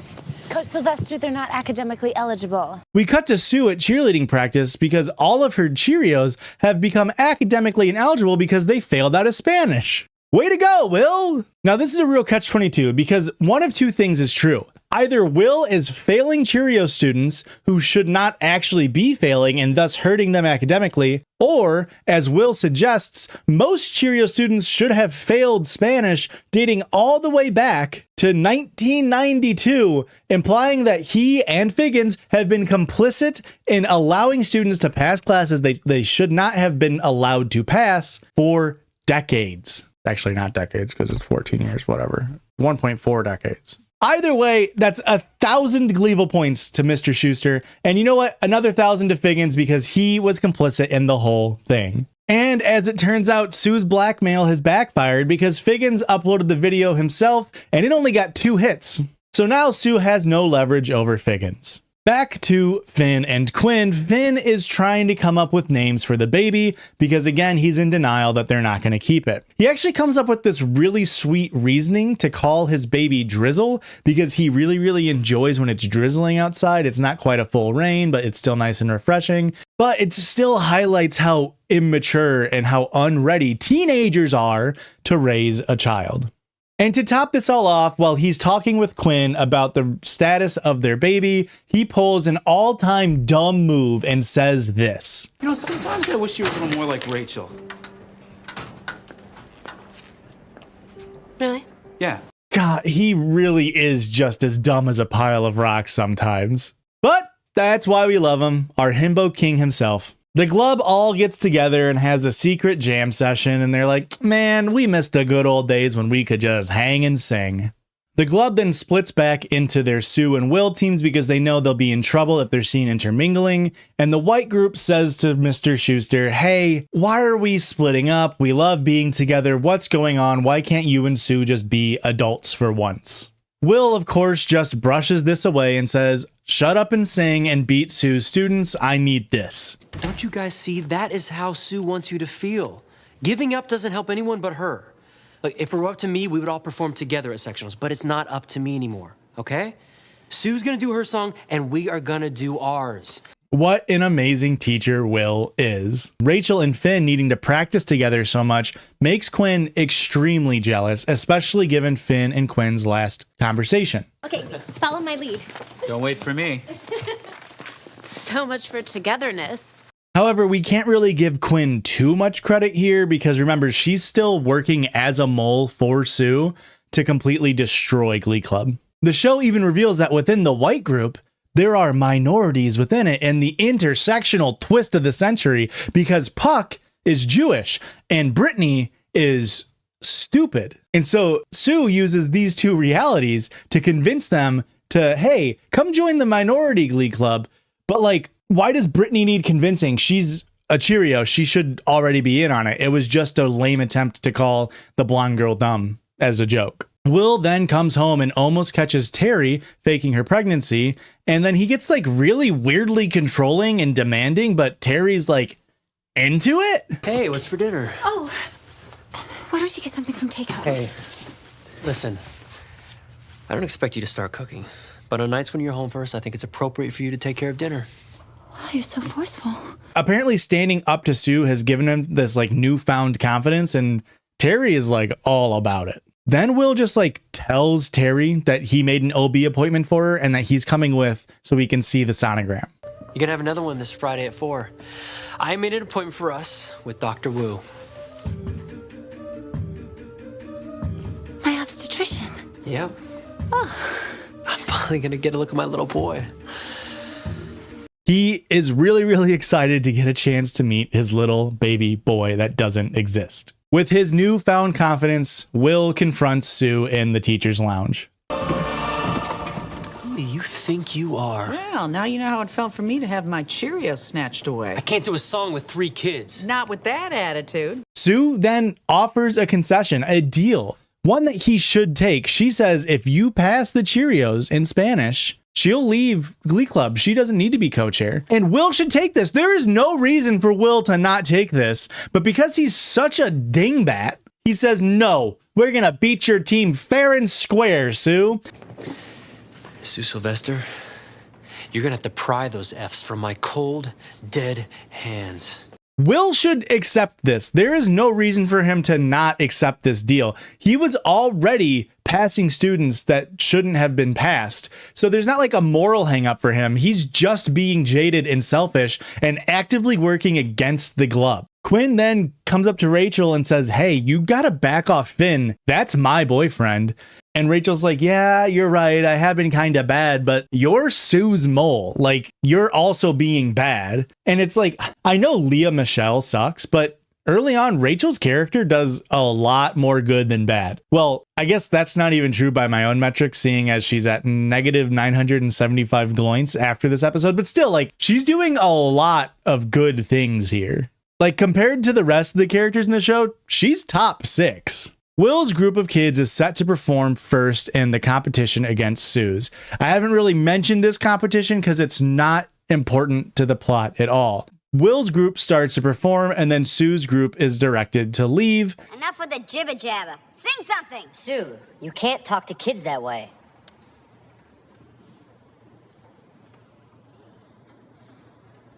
Tell me how I'm supposed to breathe with no air. All right, that's it. Come on. She had her chance. Everybody up. We're leaving. Which causes the fight that we saw at the beginning of the episode. However, the Glubbers all unite and say, hey, enough! You two are the problem. Fix your shit. We're all leaving until you guys figure your shit out. Honestly, kudos to the kids for calling these two whole ass adults out on their bullshit. Finally. Now back at the hospital, Terry and Kendra are threatening the OB with negative Yelp reviews effectively if he doesn't hide the fact that Terry is not actually pregnant from Will. He reluctantly agrees because he wants to save his own business. And while Will is there, he puts up a curtain between him and Will. That way he can't see what's going on. He then plays a tape of Quinn's sonogram. That way Will can watch, and they very slyly say, oh, he is actually a she. Oh, hold on a sec. What? Is something wrong with him? Well, not exactly. This is really embarrassing, but it appears as if your boy is a girl. Oh my God, did something happen to his... No, he never had one. He's a she. Must have misread the first sonogram. Sorry about that. She's been a she this whole time. I mean, just nearly perfect, Terry. A wonderful, a masterclass, really, in being a terrible human being. Except maybe just add like a teeny amount of emotional manipulation on top to really bring it home. No matter what happens, I want you to remember at this moment that we love each other. Okay? Oh, what a performance, Terry. Absolutely wonderful. After their confrontation, Sue decides to step down as co-chair, and Will and her both apologize for acting the way they did in front of the students. I guess this is just another episode subplot that ultimately didn't end up mattering that much. I wonder if this has kind of become a theme of a lot of these episodes. Will does this really great reductionism and says they're all minorities because they're in the Glee Club. In hindsight, you were right to shine the spotlight on the fact that those kids are minorities. Because you're all minorities. You're in the Glee Club. For example, Rachel is Jewish, Santana is Latina, Finn is dumb. So it doesn't matter that Rachel is Jewish or that Finn is... Unable to tell my rights from my lefts. Sure. Or that Santana is Latina. But to interrupt this storybook moment of inclusivity, Sue announces that she knows that Quinn is pregnant. Or that Quinn is pregnant. How does she know that? Well, she did a random locker check of JBI and found women's underwear in there, forcing him to come clean and say that he was getting them from Rachel as a means to suppress a Quinn Fabray story. Sue says run the story just to spite Quinn for lying to her for this long. However, given the Glub's newfound closeness, they all rally behind Quinn and sing her a song as the episode fades out. I think this was like the first episode that just felt like filler, and I think the quick cuts between plot lines really seals that. Like, there wasn't that much happening between the big plot points. Like, this was just a vehicle of an episode for Sue to find out that Quinn is pregnant. And that was kind of it. They also needed to undo Sue being co-chair because they couldn't have Sue constantly being directly affecting everything. So they had to undo the thing they did from the episode before. But because of all that, only a handful of characters actually accrued any points here. The usual Will, Sue, and Figgins come up with 2,000, 1,800, and 1,000 Gleeville points and top the leaderboard for this episode with no. This is the official trigger warning for Will singing the word thong over and over again, because you will see it. you will see Will Schuester singing the word thong while pointing at Emma's glussy, and you cannot escape it. It is coming for you. And if I saw it, you have to see it. You will not escape from Emma's glussy thong song, thong song, thong song, thong song, thong song. Feeling inspired by Kemma's mashup, Will tells the students to create a mashup of a song of their choice with Will's favorite song, Bust a Move, which delivers another certified classic Will Schuester rapping moment. This here's a tale for all the fellas trying to do what those ladies tell us. Get shot down cause you're overzealous. Play hard to get females, get jealous. Quinn and Finn go to Emma because she's the school guidance counselor and they need advice on how to be cool. And instead of, I don't know, maybe doing her job, she gets so horned up looking at Will Schuester wearing sunglasses that she blurts out this. And she got into Arizona State. Sunglasses are so sexy. So Quinn and Finn buy into this idea and takes her suggestion to just wear sunglasses all the time. And Finn's like, hell yeah, I'm on board because... It's like you can't see their eyes, so they have all the power. I could be looking at your boobs and you'd have no idea. Quinn also buys in because she just doesn't want to be a loser and she's desperate. Emma meets with Will to do choreo for the thong song and wears her whole ass wedding dress. And then we are given a second certified Will Schuester rapping moment this episode. And here is just a little taste. I told you it was coming for you. It was coming. Song. So they end up falling on top of each other because the dress was just too big.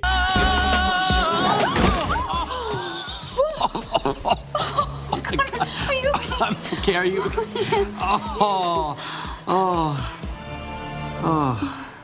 And they're flirting again. And guess who sees through a window? It's Ken. Windows should be banned in this show. It's how everybody gets caught. You poor Ken. He really doesn't deserve this. On the football field, none of the guys are starting to listen to Finn because he's in Glee Club and gay. Quarterback that call the plays. Yeah, well, some of the guys was talking and we're starting to question your leadership ability. Yeah, like maybe you're having trouble making good choices. As in, for instance, choosing to join Homo Explosion.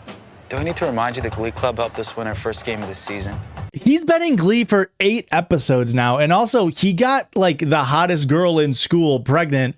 How does this make them gay now? Like, it doesn't make any sense that now is the episode they decided to think that he's gay. Also, there are other football players in Glee Club like Kurt and Puck and background Asian and background black guy. How come they're not getting bullied? Also, Finn, Puck, and Kurt are the only reason why they've won a single game this year. So, like, why are they bullying them? Ken comes into practice spurned from Will trying to steal Emma out from under his nose yet again and institutes a mandatory football practice on the exact same time and day that Glee Club has rehearsals. A very rare Gleevil moment of Ken as he's using his own personal feelings to do collective punishment against the children. This episode's Family Guy plotline includes Puck and Rachel dating because Puck's mom wants him to date a good Jewish girl. Also, a sign from God came, which saw Rachel entering his room at night, much like the Twilight scene. That night, I had the strangest dream. I knew it was a dream because there's no way Rachel could have climbed up the wall outside my window with no shoes on.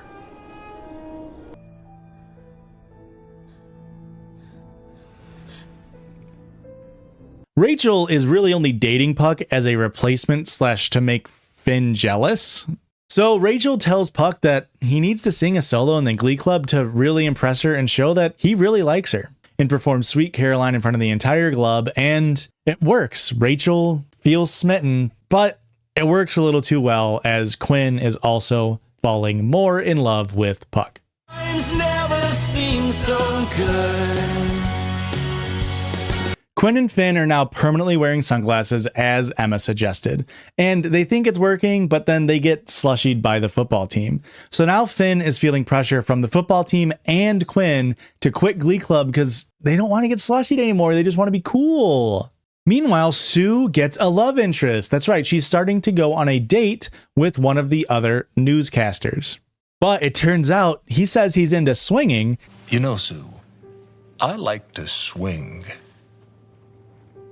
I could be good with that. And so Sue takes swing dance lessons from Will.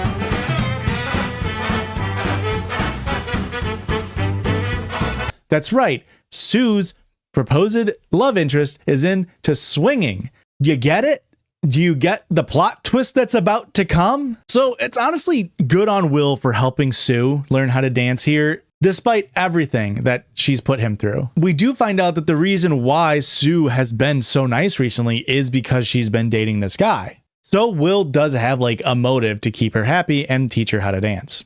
And of course, this is just the classic woman is only nice when she's in a committed relationship. And when woman not in committed relationship, she's mean and she's evil. Sue then lets Will know about Ken's new practice time, and Will is confused. Him and Ken had a mutual understanding of that was Glee rehearsal's time. Will goes to talk to Ken, and Ken finally just berates Will for flirting with Emma and knowing what he's doing and actively trying to pull Emma away from Ken, despite the fact that Will is married and expecting a child. Why don't you just cut the crap, Will? You're not that naive. This is not about a song. It's about my fiance. You and I, the whole world knows that I'm just a consolation prize to you. How do you think that makes me feel? Emma's totally into you. Emma is settling for me. And I love her so much, I don't care. But it doesn't mean I appreciate you coming in with your Gene Kelly charm and getting high off of her fawning over you. Will's like, you're right. Hey, you know what? I promise I'm not going to flirt with Emma anymore, and I'll stop it if she even tries to flirt with me. Are we good? So are we cool? And I'll have my guys on Thursday again? 3:30? So you keep your rehearsal. I'll keep my practice. We'll let the kids decide who's first choice and who's a consolation prize. And Ken's like, no, I'm still keeping my practice. Why would I trust you on that? Which, I mean, fair, Ken, absolutely fair. So now that Puck is openly dating Rachel, he gets his first slushy to the face. And Rachel is super nice and kind and, you know, helping him wash his hair. And he realizes, hey, it kind of sucks to get bullied. I've been bullying you this whole time? It's okay. No, it isn't. No one deserves this feeling. You know what the worst part is? It's not the burning in your eyes or the way the slushy drips all the way into your underpants. It's the humiliation. But he still chooses to stop dating Rachel because he doesn't want to get any more slushies in his face. Rachel, I'm sorry, but today when the clock chimes 3:30... You're choosing football over Glee, which means we probably can't be together anymore. Yes. I mean, really, they shouldn't have even dated in the first place. I mean, they've been dating for so long. It's been like 16 minutes in one episode. But still, minus 100 to Puck here for really only breaking up with her because of societal pressures. Oh, and remember when Will told Ken that he would back off Emma? Well, for some reason, Will is dress shopping with Emma. Only Will, nobody else, not a mom, not a friend, just Will dress shopping for Emma's wedding day. Because you see, the dress she had on previously wouldn't work with the dances. So now he has to be there to see if the dress would work with dances. It's not like people at a dress shop would be able to give that advice. No. Will has to be there. And the first time Will sees Emma, he gets like cartoon character horny. Like the horniest you've ever seen Will Schuester. Yeah. You can dance in it. So now they sing and dance to Emma's song of choice. And they end up flirting to the absolute surprise of not a single soul in the universe. But coincidentally, the show also gives us a glimpse into what hell is like. The moment of truth finally comes for the people who are in both football and the Glee Club. Kurt, background black guy, and background Asian guy all come back to the Glee Club, and that's kind of expected, right? Then Puck makes his solo return and embraces Rachel. Finn was the only person who stuck with football. But for the football guys to ensure that Finn is truly one of them now and no longer a member of Glee, they tell him to go slushy Kurt. Finn is too much of a nice guy, I guess, to actually do it, but still minus 250 for you, Finn, because you're going to do it. And Kurt absolutely takes one for the team and slushies himself because he knows it'll make Finn's life easier. Do it. The guys on the team are going to kick the crap out of me. Well, we can't have that, can we? What are you doing? It's called taking one for the team.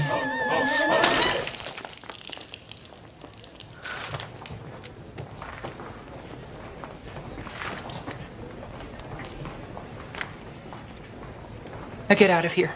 What a good guy Kurt can be. I mean, to willingly do that in this outfit, kudos, Kurt.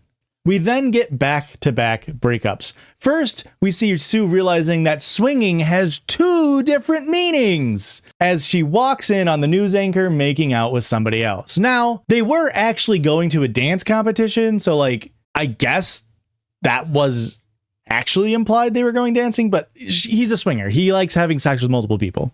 Then Puck and Rachel officially break up again, and I'll just let Puck tell you why they broke up. It's cool. I was gonna break up with you anyway. No, you weren't. Yes, I was. You won't even let me touch your boobs. So ultimately, they both realize they're in love with other people. Rachel with Finn and Puck with Quinn.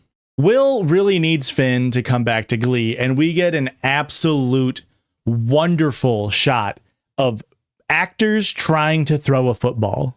Now, if you watch, Will Schuester actually has decent form here. He does the classic, like, look down and put hands right on laces that nobody who actually knows how to throw a football does. But when he releases, he flicks the wrist and it looks like a good pass. Now let's watch Finn throw the football. Again, the supposed star quarterback for the team. I'm not coming back. He almost overthrows a standing still target like 7 yards away. This guy is supposed to be able to get a scholarship playing football. I would say he should really stick with Glee, but we already know he's not great at that either. So like, I don't know, maybe become a scientist, but he's dumb as rocks. So like, what is Finn's goal in life? Regardless, the talk between Will and Finn works, and Finn talks to Ken saying, hey, I'm the quarterback. I'm supposed to be a leader. Shouldn't a leader be okay with being in Glee and football, and I shouldn't have to choose? And Ken's like, yeah, you're right. I'll cancel the mandatory practice and tell everybody else they can go join Glee again, like whatever. But of course, not every single plot can just be ended without not a single repercussion for the entire episode. So Sue takes out her newly single woman rage on Quinn and tells her that she's kicked out of Cheerios for being pregnant. Q, take off those sunglasses. I want to look in your eyes when I give you this piece of business. You're off the Cheerios. I can't have a pregnant girl in my squad. You're a disgrace. Then she demands Will that she needs to overlook the Glee Club set list before sectionals, or else she becomes co-chair again. Next, Will and Emma realize that the 2 songs that have been chosen for the wedding don't work together. Even though both songs are good in their own right and people can enjoy either song and they're great songs, they just don't work together. And do you understand the metaphor for Ken and Emma here? Because Ken and Emma are both good people, but they don't work together. Media literacy isn't dying. You just have to make all of your metaphors go right over home plate. The club just celebrates that they're all together and happy by drinking slushies, and they realize, hey, Mr. Schuester, you've never been slushied before, and they all get to throw a slushie on them, and they end the episode sitcom laughing. Oh. All right, from the top.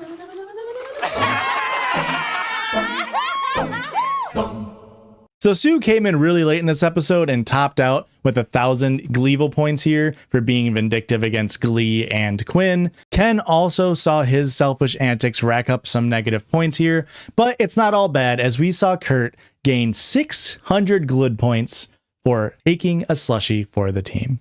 Way to go, Kurt.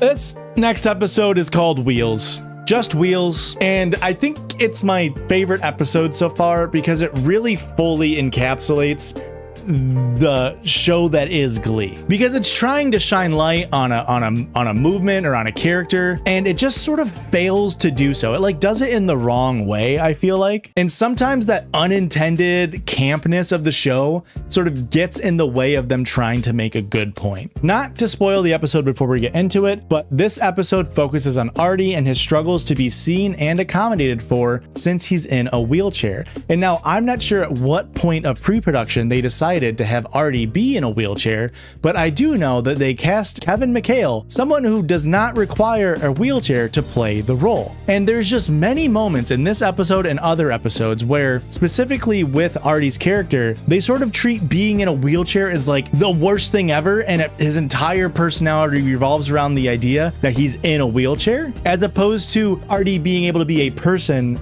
and being in a wheelchair is only part of his experience. And I mean this as no hate to Kevin McHale, because he was one of the only actual teenagers cast in the show, but all hate to the Glee showrunners, because it would have been so much better if the actor actually required a wheelchair or needed ambulatory wheelchair access as a means to make sure that what they were writing was actually indicative of the experiences of somebody who is in a wheelchair. Don't just take my word for it. Let's just get into this episode and you might see what I mean. Turns out Sue has a new routine for nationals, and it involves jump ropes. Quinn is sitting there watching because she feels terrible about not being able to participate any longer. Finn, being a good boyfriend, attempts to comfort her and be by her side, and Quinn immediately shoves it back in his face and guilts him for not making enough money to support her child. I mean, it's especially messed up because Quinn knows that it's not Finn's baby. So like, I feel like that's so rude.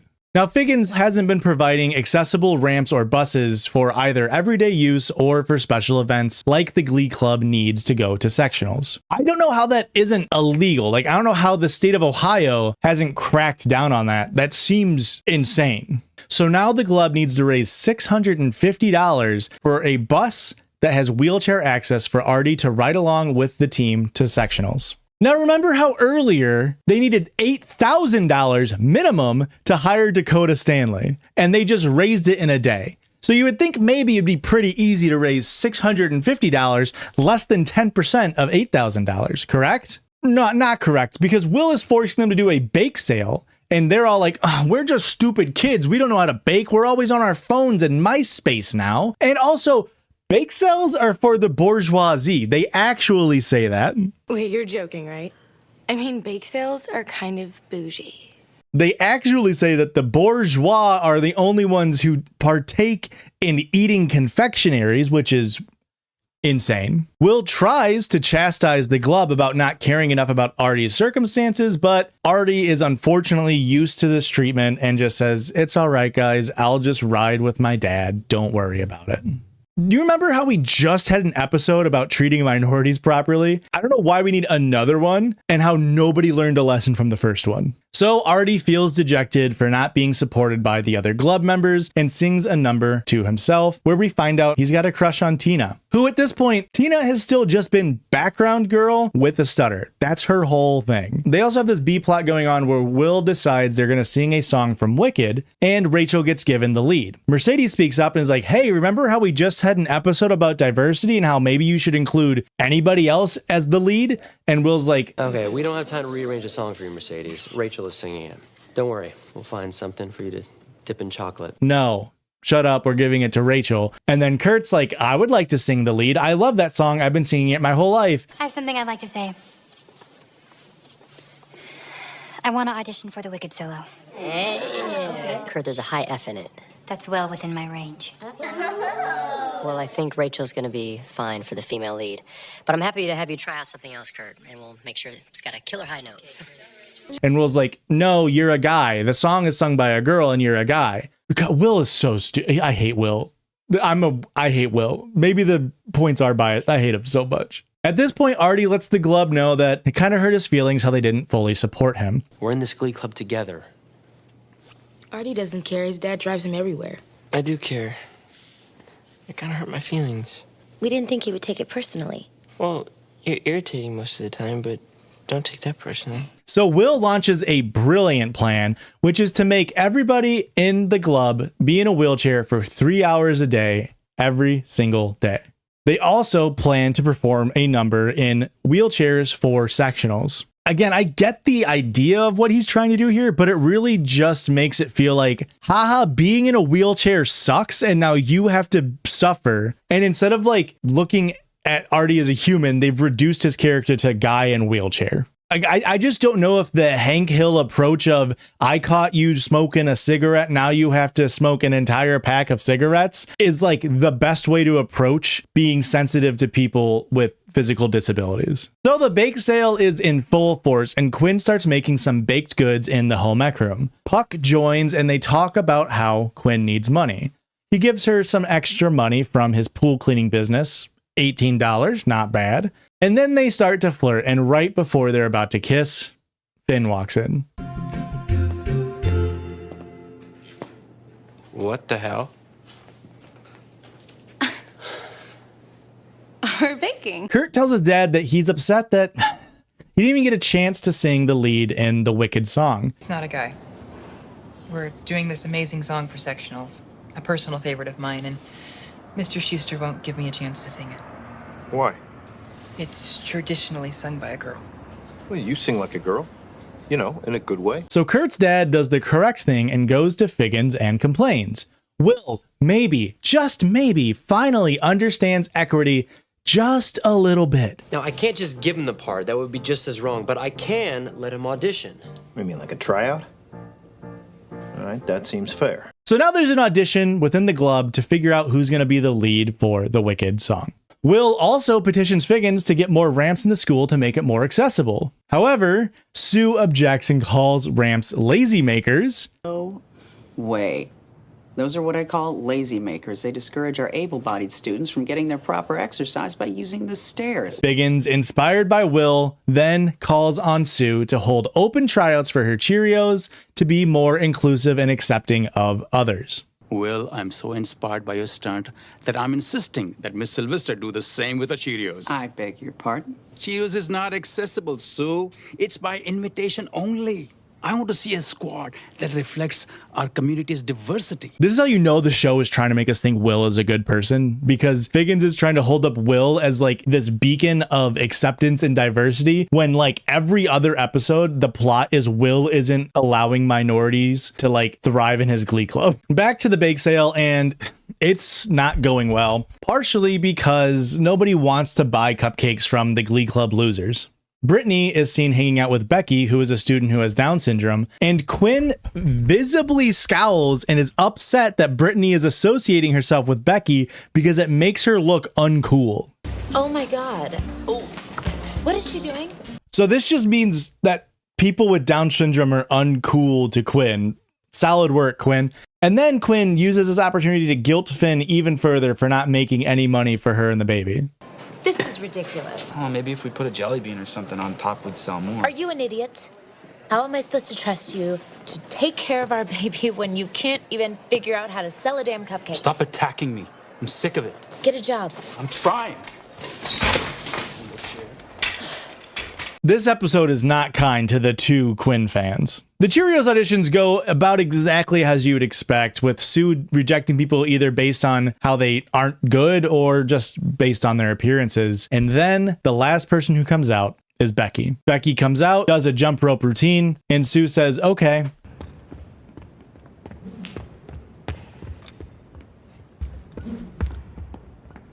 Becky, I'm going to stop you right there. You're in. Be at practice tomorrow at 4 p.m. Congratulations. You're on the team. Becky celebrates, and Will says, Sue, what are you up to? Which is like, wasn't the whole point to like be more inclusive and allow people on the Cheerios? Why is Will so objecting to Sue allowing Becky on the team? Like, that makes no sense. That was the point of the thing. Puck starts to give Finn a hard time about not supporting the baby enough, and they end up in a fist fight. So we can finally see the tensions between these two characters start to brew and come to a head. Puck, knowing that the baby is actually his, is really starting to weigh on him, and he's getting a lot of resentment for Finn, who he perceives is not doing enough to support Quinn. Artie has been helping the other Glubbers with like their wheelchair choreo since they have to do it for a number, and Tina is like super appreciative, and they have this sweet scene where they flirt a little bit, and then she asks like, what happened, how'd you get in your wheelchair? So it's like, again, like, Artie, we don't care about your personality, just tell us how you got in your wheelchair. And then because it's Glee, they capstone Artie sharing this extremely emotional story about a car wreck that he and his mom got into, with Artie making a dick joke. But I want to be very clear. I still have the use of my penis. Classic Glee. We then see Kurt practicing to hit the high F that the song from Wicked requires. We actually see him nail the note, but this is contrasted with Kurt's father getting a phone call from a random number calling Kurt an F slur. Kurt's increasing exposure with the Glee Club is starting to make his dad feel worried for Kurt's safety, and Kurt's dad congratulates him for hitting the high F, but Kurt wasn't really able to fully appreciate it because now he has to weigh his own personal goals with his dad's feelings. Rachel opens up to Finn that she's worried she's going to lose the lead to the Wicked song because she's not popular enough and nobody's going to vote for her, even if she's better. Speaking of people that no one likes, Quinn decides to come in and berate Finn again for not making money. But because Rachel is there, she comes up with a plan for Finn while staring at a wheelchair. Surely this is a totally normal and not insensitive plan. A totally not normal plan by Puck to sell more cupcakes was to buy weed from Sandy and then put that weed in the cupcakes, drugging the student body, giving them the munchies, making them like the cupcakes more, and buying more to raise money. The plan works and the cupcakes start selling like hotcakes. Meanwhile, Sue is pushing Becky to get better at cheerleading and be a better jump roper and really just pushing her to be better. And Becky loves it. She appreciates it so much. Plus 250 to Sue here for actually giving her a shot. Of course, Will has a problem with Sue treating Becky like a normal person because he's Will Schuester. It is boggling to me how many times Will has to be taught this same exact lesson and he just fails to comprehend it. He still thinks Sue is trying to like pull something by having Becky join the Cheerios, which just like confirms that he sees Becky as like lesser than, as in like not a like normal person. The auditions for the Glee Club start and Rachel and Kurt are both nailing the song, going through until eventually they get to the part where Kurt needs to hit this high F and he misses it. But being a gentleman, he concedes the victory to Rachel and she has won the spot. Next, we see Puck trying to give Quinn money that has been scraped off the top of the money they raised through the bake sale. Quinn is initially appreciative, but she doesn't want to take the money away from Artie. But Quinn is just now starting to see Puck as someone who will do anything for his family, Vin Diesel style. Finn shows up and reveals that Rachel and he got him a job by showing up and demanding that they give him a job, considering he was in a wheelchair, and if they didn't give him a job, that would be discrimination. So Rachel and Finn abused a fake disability in order to get by in their lives. You can't just fake disabilities. Who else on this show would be faking a disability besides Finn and Rachel? Like, that is so stereotypical, like dumb guy Finn and like self-centered Rachel. I just couldn't imagine anybody else faking a disability to get what they want. Finn then gives Quinn the money that he somehow already got from the job he just got, and they ride off together, with Quinn being happy with Finn and his attempts to help support her. All in all, the club ended up raising $1,200, which means they can get the bus to bring Artie to sectionals with the team. But Artie, being the good guy he is, says, I'd rather take that money and build an accessible ramp to the auditorium. That way, not only myself, but other students and future students will have safe and better access to the auditorium. I'll just ride with my dad to sectionals. And I mean, just Artie, you're too good for this earth. It's a truly, truly selfless act that Artie didn't need to do, that nobody expected of him, but he still decided to do. However, it turns out Sue just paid with Cheerios money for 3 ramps to be installed at the school. So now they can have Artie on the sectionals bus, which sort of makes that whole moment like for nothing. Like, they didn't even allow Artie's character choice to like matter. They just immediately were like, no, never mind. You're still coming with us on the bus, which is just so indicative of Glee's writing. It's why this episode is amazing. So it turns out Sue's been so nice, not because she's dating a guy this time, but because she has a sister in assisted living who has Down syndrome, and she's been visiting her and reading her books. I guess, sure. But the show implies that she's been doing this all the time. So like, they just needed a reason to like show Sue isn't a giant piece of garbage, and maybe to get away with some of the earlier ableist comments. Remember how many jokes they've made earlier in this series about riding a short bus and like touched in the head was said at some point? Like, this episode really felt like they were trying to like, no, we're actually really cool. So maybe the show is finally trying to shine some light on characters being not total pieces of garbage. Maybe they actually are trying to show that some of these characters are good people. So let's check in on Tina and Artie. They've been on a date, and maybe they'll finally allow Artie to speak about how his entire personality isn't the fact that he's in a wheelchair. Practice. Selling at wheelchair races is about my only advantage. It's like your stutter. It's mostly just a big hassle. Okay, it's not a great start. He immediately was going into how sad it is that he's in a wheelchair. How does Tina respond? I want to get out of this chair. Why? So I can do this. They really need to work on their dynamic of like extremely sad statement followed up by like sexual moment. Like, whatever. If it works for them, it works, I guess, right? And then Tina, the person whose entire character was, hey, I have a stutter, says this to Artie. I've been faking it. Faking what? I don't have a stutter.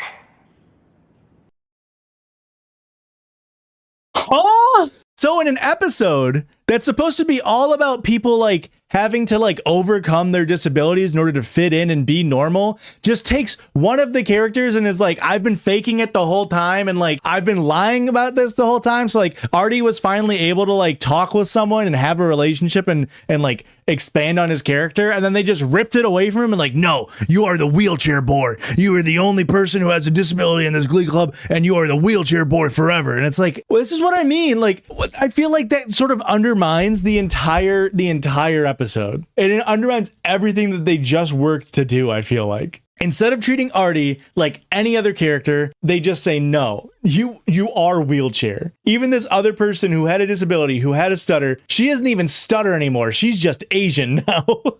So Artie correctly points out that while she got to choose whether or not she was stuttering, he doesn't get to choose being perceived as the wheelchair guy, and he gets angry and leaves. And I mean, you can't blame him. That's such an insanely messed up thing for Tina to do. I don't want to push people away anymore. You understand what that's like, don't you? No. I don't.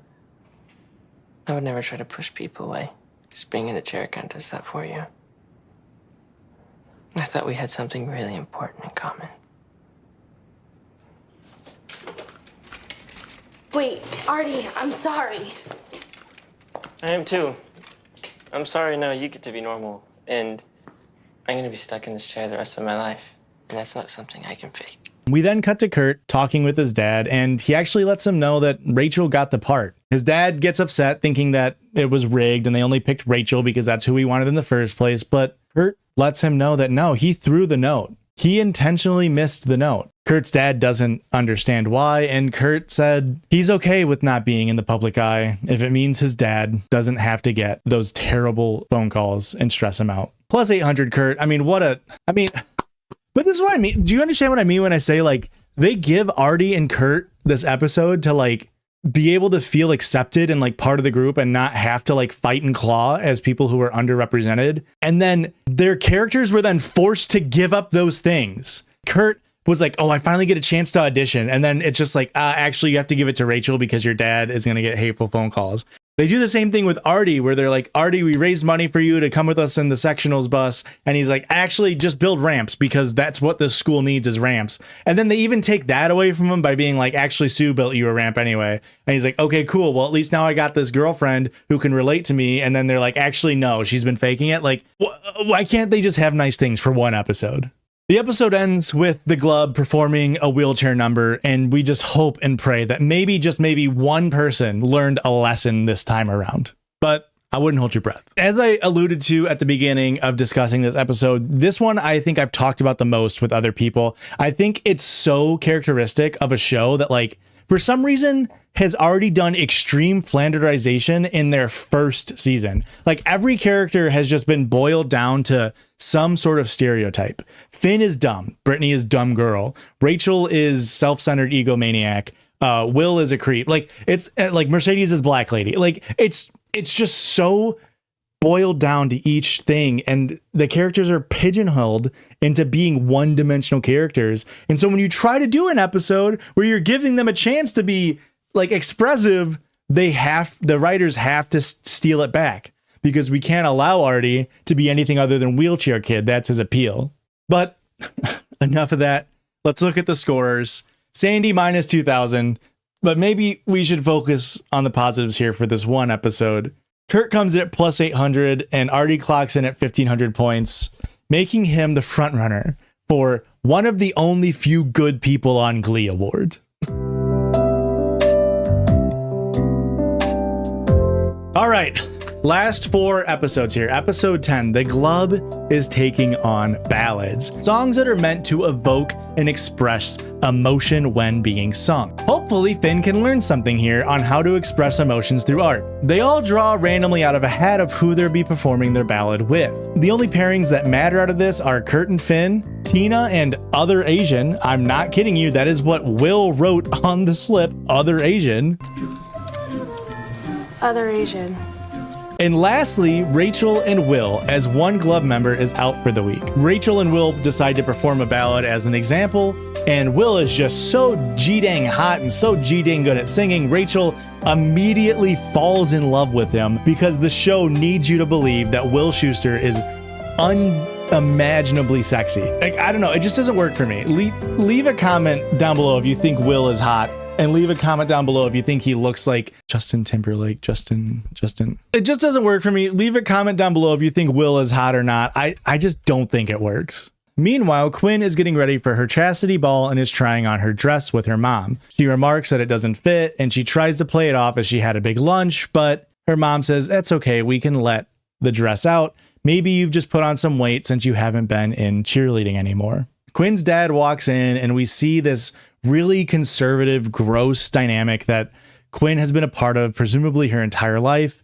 And we just get a glimpse into what makes Quinn the way she is. It doesn't excuse the stuff she's doing, but we maybe see a reason as to why. Her dad decides to invite Finn over for dinner on Friday, and this makes Quinn panic because Finn is a fucking dweeb. Still smitten by Mr. Schuester, Rachel gives him a present. This sparks the memories of the last time that a teenager fell in love with him. Yes, we are supposed to believe that this has happened multiple times before. He recounts to Emma the story of Susie Pepper, a girl who fell in love with him while he was teaching her in Spanish class. About 2 years ago, she became obsessed and she started calling him in the middle of the night, which caused Terry to take the phone from Will's hands and threaten to murder her. Susie Pepper? You knew it was me just by the sound of my breath. That's so romantic. Listen, you little psycho, this is Will's wife. And if I don't get enough sleep, my antidepressants won't work. And then I'll go crazy and I'll kill you. Terry. Stop calling. You can't do that, Terry. That's very illegal, Terry. That's a child. You can't just threaten to murder a child. Will decided to actually communicate for once in his life and just told Susie that their relationship is inappropriate. And then Susie tried to kill herself by eating the world's hottest pepper, causing her to get an esophagus transplant. They want us to believe that Will Schuester is so hot, not being with him caused someone to try to kill themselves. So you see, that's why he can't communicate to Rachel that she's being inappropriate. It's not because he is a slimy little cowardly worm. So Emma suggests the most sensical thing, which is that he sings his feelings to her in a song. Meanwhile, Kurt and Finn are having trouble with their ballad practice because Finn just can't get over the idea of singing to a guy, and it's kind of homophobic. I can't sing to a dude. You have to try. I can't, okay? I can't. I'm sick and tired of people pushing me to be somebody I'm not. Your lashing out at me is fantastically compelling and inappropriate.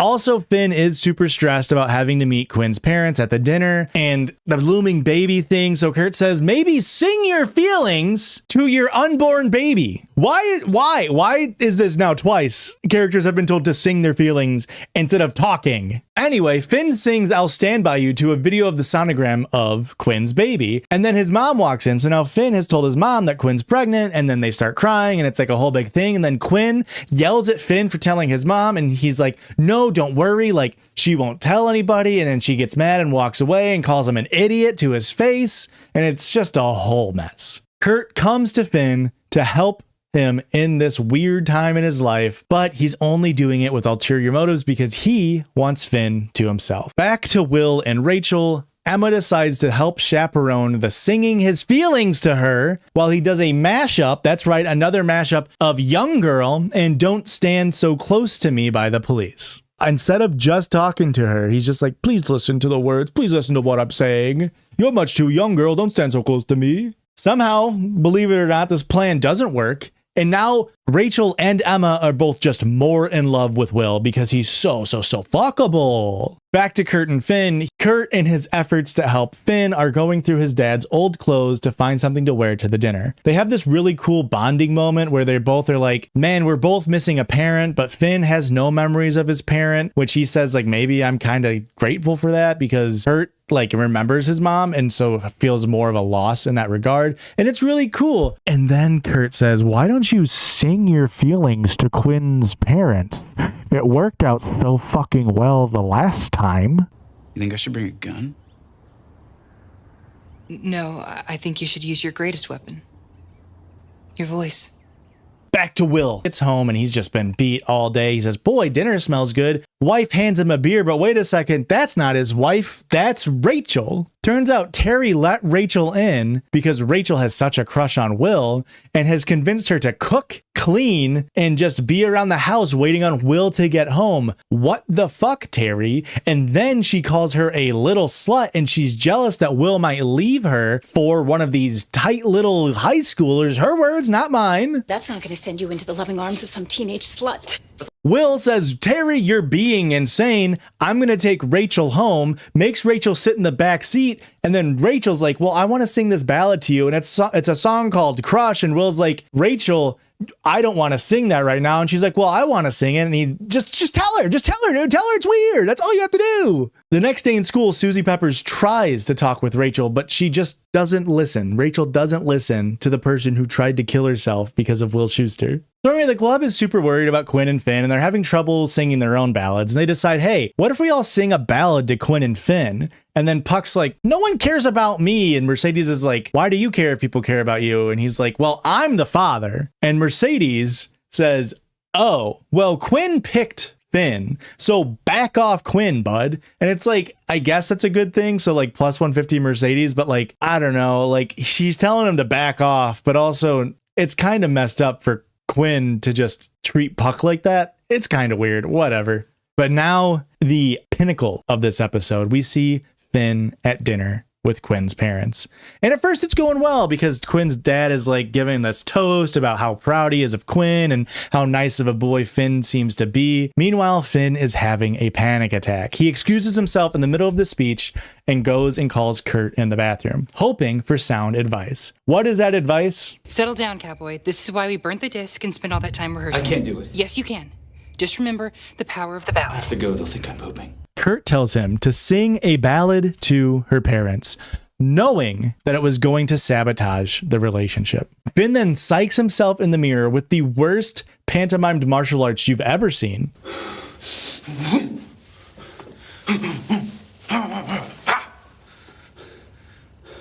And then performs You're Having My Baby by Paul Anka. Knowing that you're having my baby. Right on the nose, Glee writers. Love that for you. In the middle of the performance, though, her dad turns off the music and blows up. He goes on and on about how disappointed he is in Quinn and how he can't believe that she would do this to him. And it's this really, really heavy, emotional scene. And Quinn mentions that her mom knew. And she's like, no, I didn't. And she's like, you knew that the dress didn't fit me because I was pregnant and you didn't tell dad. And this is actually your guys' fault because you're bad parents. And he says, don't put this on me. I didn't choose to sleep around like a whore. And it's like a whole big thing. And you really start to feel bad because, you know, Quinn's trapped. She didn't choose this family. She didn't choose to be in this situation. And her dad's not listening. And he leaves and he kicks her out. So Quinn is forced to move in with Finn and his mom. We finally see all of these pressures that Quinn has been dealing with at home. Again, it does not excuse the way that she's been acting to everyone, but it does help to explain it. Pepper confronts Rachel again about being too obsessed with Will and that it's unhealthy. And after that talk, Rachel understands the reality of her situation with Will.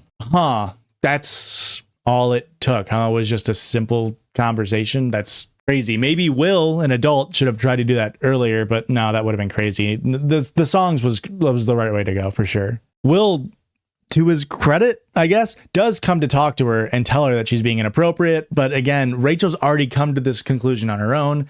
And then Will does like a semi-decent talk on like telling Rachel, like, you need to be confident in yourself. Like, you're extremely talented. And like, you know, you're only 16, like you'll be okay. And everything kind of ended on a decent note, so that was good. What didn't end on a good note was Finn and Quinn's dinner with her parents, and Finn is recanting everything that happened to Kurt. Kurt and him are talking about it, and Kurt nearly confesses his love for Finn by singing a ballad called I Honestly Love You. Before Kurt is able to, though, Mercedes interrupts them and brings them to the rehearsal room for the Glee Club to serenade Quinn and Finn and show them their support. It's a very sweet episode. It's a very sweet ending. Terry is bad, minus 1250. Water is also wet. Overall, not that many gloins assigned to this episode. It was honestly one of the more plot-heavy episodes, was just progressing more and more scenarios as we get to the mid-season finale.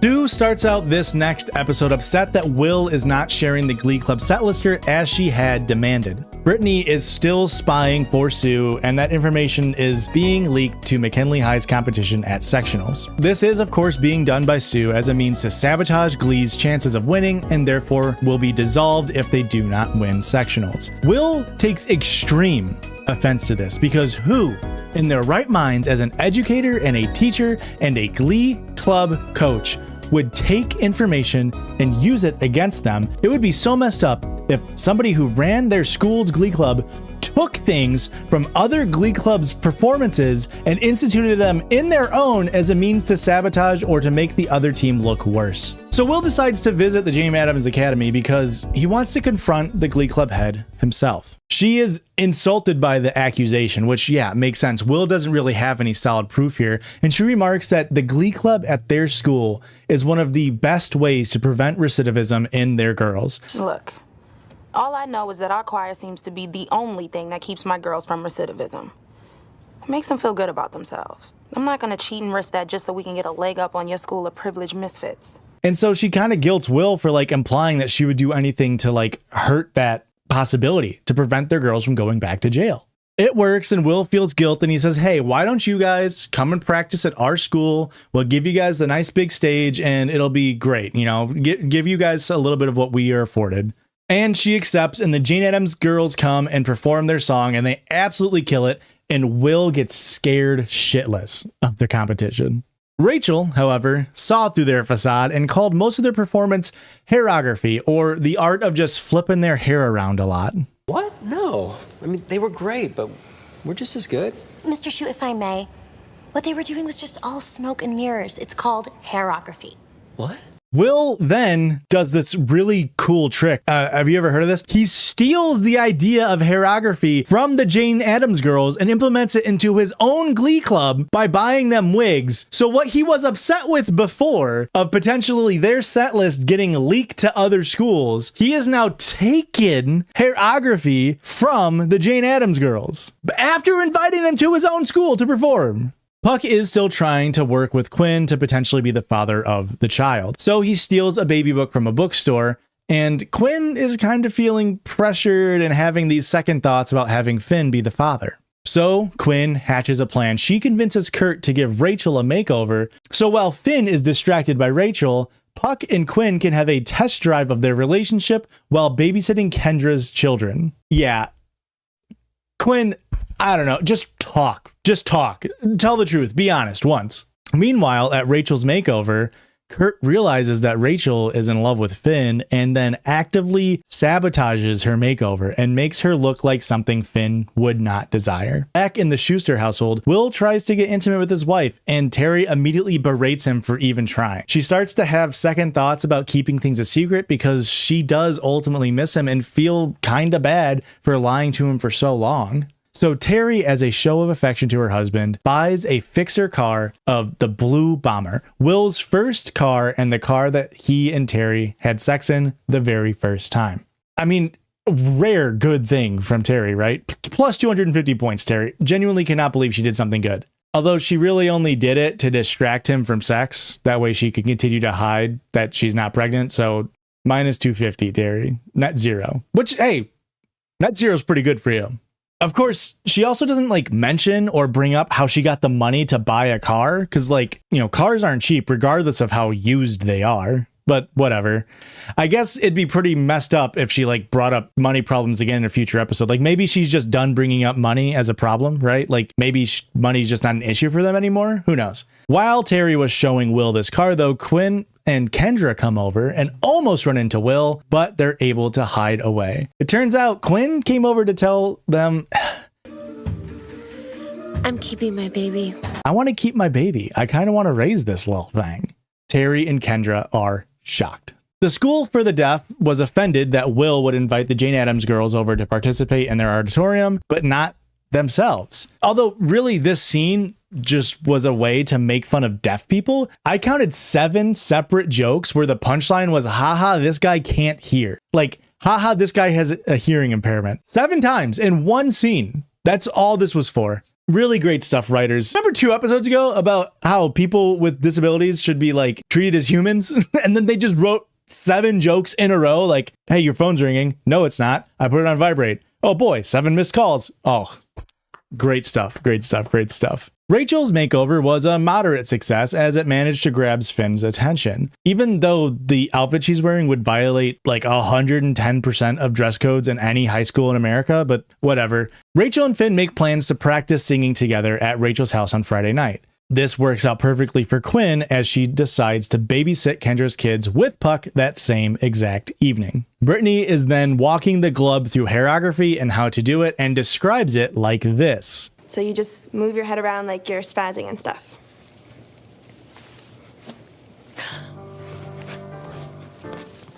Very nice.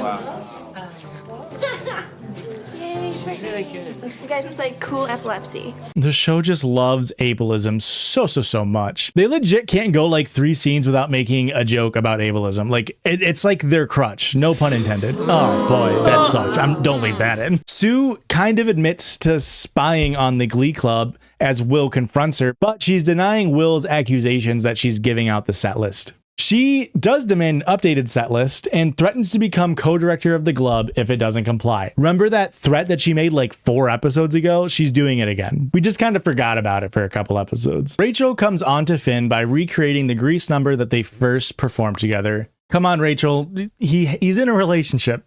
Just flirt with anybody else. Finn does stop it short as he feels uncomfortable because he says Rachel looks like a... I need to be honest with you. I'm really uncomfortable right now, and I'm gonna say this as nicely as I possibly can, but you look like a sad clown hooker. He also reveals here that he talked to Kurt previously about what he likes in girls, and Rachel realizes that Kurt set her up. Over at Quinn and Puck's date, they decide that they can calm down the kids through the power of song.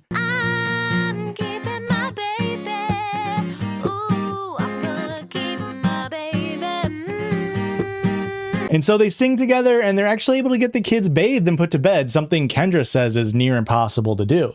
Puck and Quinn sort of realize maybe they can be parents together. And it's kind of like this cool little moment where they're like, oh, cool, maybe we can take care of a kid. Rachel confronts Kurt about how she got sabotaged, and she very quickly catches on that Kurt has a crush on Finn too. Both talk about how neither of them are actually viable options for Finn, considering that Quinn exists, but they kind of wallow in their own self-pity, and that's that. Then Santana comes and tells Quinn to back off her man being Puck. Quinn has no idea what she's talking about and is insistent that Puck actually really cares for her, to which Santana reveals, no, actually, remember when Puck said he was texting somebody else? Well, he was actually sexting me while you guys were babysitting, which, like, gross. Puck, not only for like lying, which is like, you know, minor infraction, but like to be sexting while you're around children is kind of messed up. The school for the deaf has come over for a visit, and the Glub is performing their hairography for them. Yes, so crazy right now. Here, we unfortunately have to give Artie minus 150 points because he's doing white guy dreads, and it's like, any other wig, bud. We don't need white guy dreads. The school for the deaf mentioned that the Glub looks ridiculous, and they are just not impressed.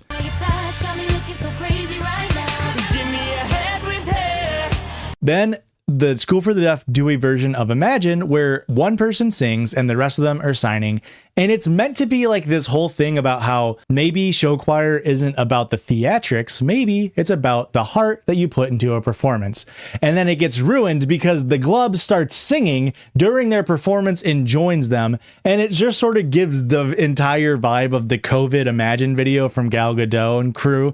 Like, it's just like, you're missing the point.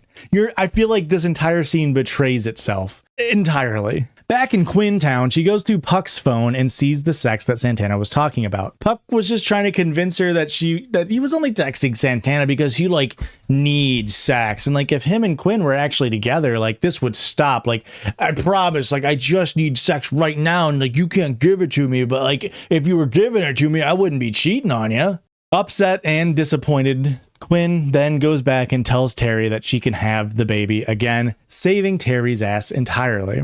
Will gets home and wonders why Quinn is there talking to Terry, and they both lie to his face about why she's there, and Quinn leaves. Will buys this excuse for face value and then tells Terry that he wants to show her something. Turns out he traded in that old car for a van to be more family friendly, which is like, again, one of the few things Will has done that's like truly good. Plus 600 points, Will. Congratulations, you earned it. Man, I hope this couple breaks up soon. Like real soon, like really, really soon. I hate them so much. Finn comes clean to Quinn and is like, hey, this thing happened where Rachel was trying to come on to me, but I stopped her. And hey, plus 75 points, Finn. You didn't need to tell her that. It's genuinely like a nice thing to do. And now they're back in love as a couple, and Rachel and Kurt are just left to watch in sadness, unfortunately. Will shows Sue the new set list where he is now stolen from the School from the Deaf by now performing solely with their voices and no dancing. So he is now stolen from both the G&M School and the School for the Deaf, something that he was worried they would do to him. However, Sue does end up leaking that set list to the competitors, and she even pulls some strings to make sure that the Glee Club at McKinley High performs last, making them look super guilty of stealing the other songs from the other competitors, a real bring it on situation. They end the episode with one last joke about deaf people, and then the Glub performs True Colors by Cyndi Lauper. Alert, alert. This is not a drill, folks. Will Schuster has ended an episode with a positive point total. That's right. Will netted 200 points, and joining him in Positiveville was Finn with 75 big ones. Sue was the worst with minus 800. Okay, the penultimate episode we'll be covering starts out with the revelation that Ken and Emma's wedding is on the same day as Sectionals. Something that shouldn't matter because Ken nor Emma have anything to do with Glee Club, but because Emma is such a little horn dog for Will, it does. Because now she'll have to choose between Will, a married guy who looks like a knockoff Justin Timberlake, and her fiance/husband-to-be. I'm sure she'll make the right choice. So this is the yearbook episode, which, I mean, it's the first semester of school. I don't know how they're having a yearbook. Like, you normally do that towards the end of the school year, right? So whatever. Sue has lobbied Figgins to get the Glee Club taken out of the yearbook because the Glee Club students always get bullied in there, so just take it out, prevent them from bullying. And to be fair, the kids of the Glee Club are actually okay with this, except Rachel. Rachel really wants to be in the yearbook for whatever reason. Will, in his infinite wisdom and infinite listing skills, vows to the Glee Club to fight for their inclusion in the yearbook. This year's Thunderclap is going to have a Glee Club photo with every one of your smiling faces. You have my word on it. However, Figgins has already sold out all of the ad space, so Will has to pay for a spot in the yearbook, which he does, and Rachel is so appreciative because she wants to like practice taking professional photos for when she's famous or something. Whatever, it doesn't matter. This plot is not going to matter by the end of the episode. Will mentions to Terry that he has to pay to get the Glee Club in the yearbook, and she gets angry at him, wondering where he'll get the money to do it. Great question about money, Terry. Where'd you get the cash for the Blue Bomber? Because, like, the Glee Club only needs $325 to be in the yearbook.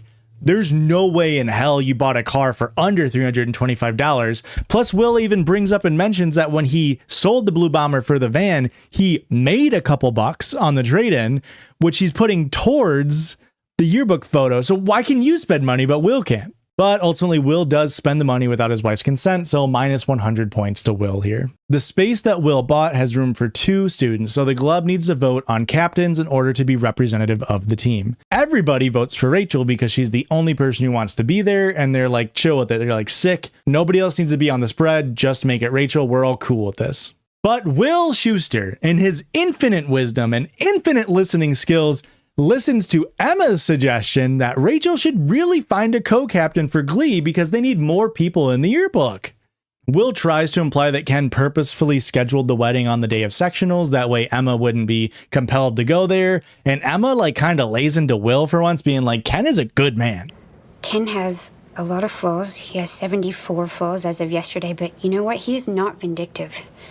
He's actually a very good man. He is kind and he's great with the students here at McKinley. We have that in common. And yes, it's true his hygiene could be a lot better, but he is absolutely full of compassion, and well, that is why I'm marrying him.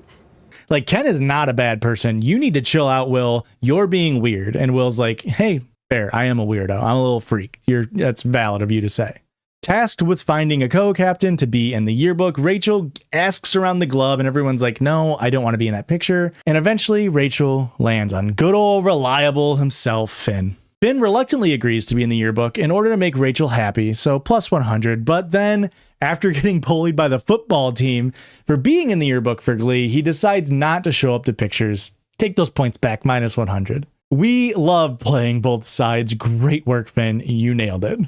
Rachel gets upset that the photographer only takes a few photos and then antagonizes him to take a few more. But he mentioned he's got to get going because he has to cast for this commercial. And Rachel's like, I'll be in your commercial. And he's like, no, I need a bunch of people, actually. And she's like, I know a bunch of people. So she gets them all hired to be in the Glee Club. Plus 100 points, Rachel. Really nice thing of you to do. She really sees this as a way to maybe get them to be bullied less because now they'll be local celebrities and celebrities never get bullied. Ask Taylor Swift. Validity of this plan aside, the Club are super excited to do a commercial for the mattress store, and Rachel helps punch up the script, but really she just changes it to be them performing the song Jump while they're jumping on mattresses, and Artie just holds a sign that says Jump in the background. I'm not really quite sure on the legality of using a copyrighted song in a like local commercial, but Pop-Off Kings, get sued. Do your thing. Back in Schusterland, and I really need to stop writing that as a segue, Will finds Terry's fake stomach in her drawer, and it gets genuinely frightening. He physically grabs her, and it looks like he's going to hit her.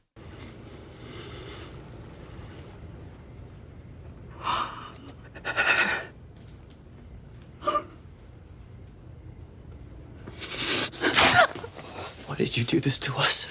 Terry then tries to guilt Will into loving her again, using the line from when they got their sonogram as a means to remind him that he once loved her. She also admits that their relationship only works because he has no self-confidence, and that's why she's always trying to bring him down. Myself. Oh, God, who are we kidding, Will? This marriage works because you don't feel good about yourself. Will ends up leaving and goes to the Glee Club rehearsal room, which, like, I don't know how he's able to get into a school at night, but okay. And then he sleeps on the stack of mattresses that the kids were paid, I guess. They don't really show that stack of mattresses being delivered to the Glee rehearsal room for whatever reason, but that's where he's at for the night. Anyway, Sue sees that the Glub did the commercial and she just beelines it for Figgins. Quinn tries to get in her way and demand that she gets reinstated to the Cheerios, but Sue lets her know that the Glee Club is actually about to get shut down. You see, only amateurs can compete in Glee Club, and since they got paid for doing the commercial, none of the kids are eligible to be in Glee Club anymore. Now, Sue is only saying this because she has a vendetta against Glee. So, shame on you, Sue. Minus 350 points. Will tries to argue, well, they'll just give the mattresses back. Like, you know, the kids didn't accept them. It's fine. But Figgins points out one of those mattresses is used, to which Will then has to admit that he was the one who used it because of his marital problems. Again, neither Figgins nor Sue seem to be like, why'd you sleep at the school? That's weird. Get a hotel. Like a normal person or a friend, maybe sleep on their couch. Quinn then comes back to Sue and demands reinstatement into the Cheerios, citing the many gifts that the cheerleaders were given as payment throughout her time on the squad that would disqualify the Cheerios from competition themselves. Sue reluctantly gives in, but Quinn declines the offer to rejoin and instead demands that the Cheerios give up a page in the yearbook for the glove to be photographed in. Damn, Quinn. I mean, genuinely, like, you turn Sue back on her. It's very, very nice of you. Really, the moral thing would still be to report the Cheerios for being fraudulent, but so it's like no points here. Sorry, Quinn. Will is still too much of a chicken to decide if he should get divorced, so he asks Emma for advice. And Emma's like, Well, when I first heard about what Terry had done, oh gosh, I thought there should be some sort of law. But then when I thought about it some more, thought about what I would have done if I'd felt you slipping away. You would never be that cruel. No, her methods were wrong. But, I totally understand her intentions. Will then takes the bullet for the glove and says he's the one who accepted the mattresses by sleeping on it. I'll be disqualified for sectionals, but you kids need to go to sectionals and compete. Plus 200 points to you, Will. Way to go, bud. You finally did what was expected of you. So the Glids take the yearbook photo without Mr. Schuster, but full of pride, and are set to compete in sectionals the next episode without Mr. Schuster there to help. As we come up on the mid-season finale, a ton of storylines are closing, and the head of Terry and Will's pregnancy took center stage here. Will ended up losing 1,900 gloins here, Sue lost 100, and Terry lost 900 more. Heading into the final episode, Rachel was the only person who did a good deed, earning a massive 100 gloins.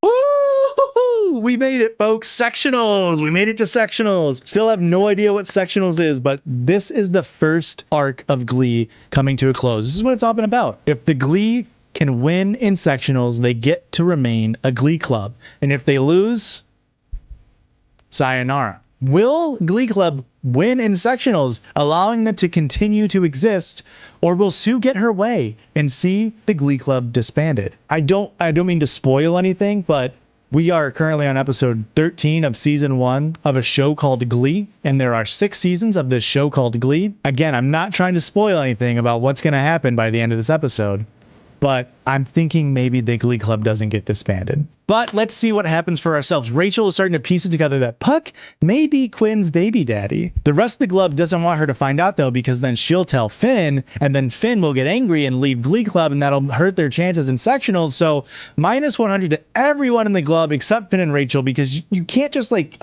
withhold that information from Finn. It's not right. It's not okay. Quick trip to Emma in Willtown, and she has lied to Ken and Will in order to be able to chaperone for sectionals since Will cannot go. Rachel's Berg is getting hotter on the trail.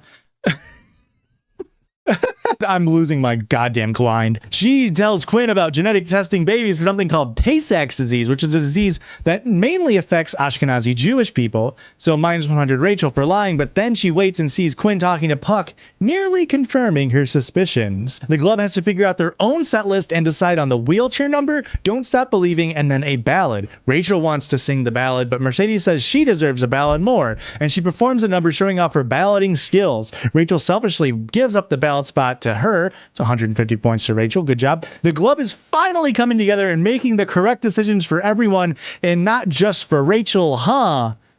Pretty coincidental that this is happening when Will Schuster isn't there anymore.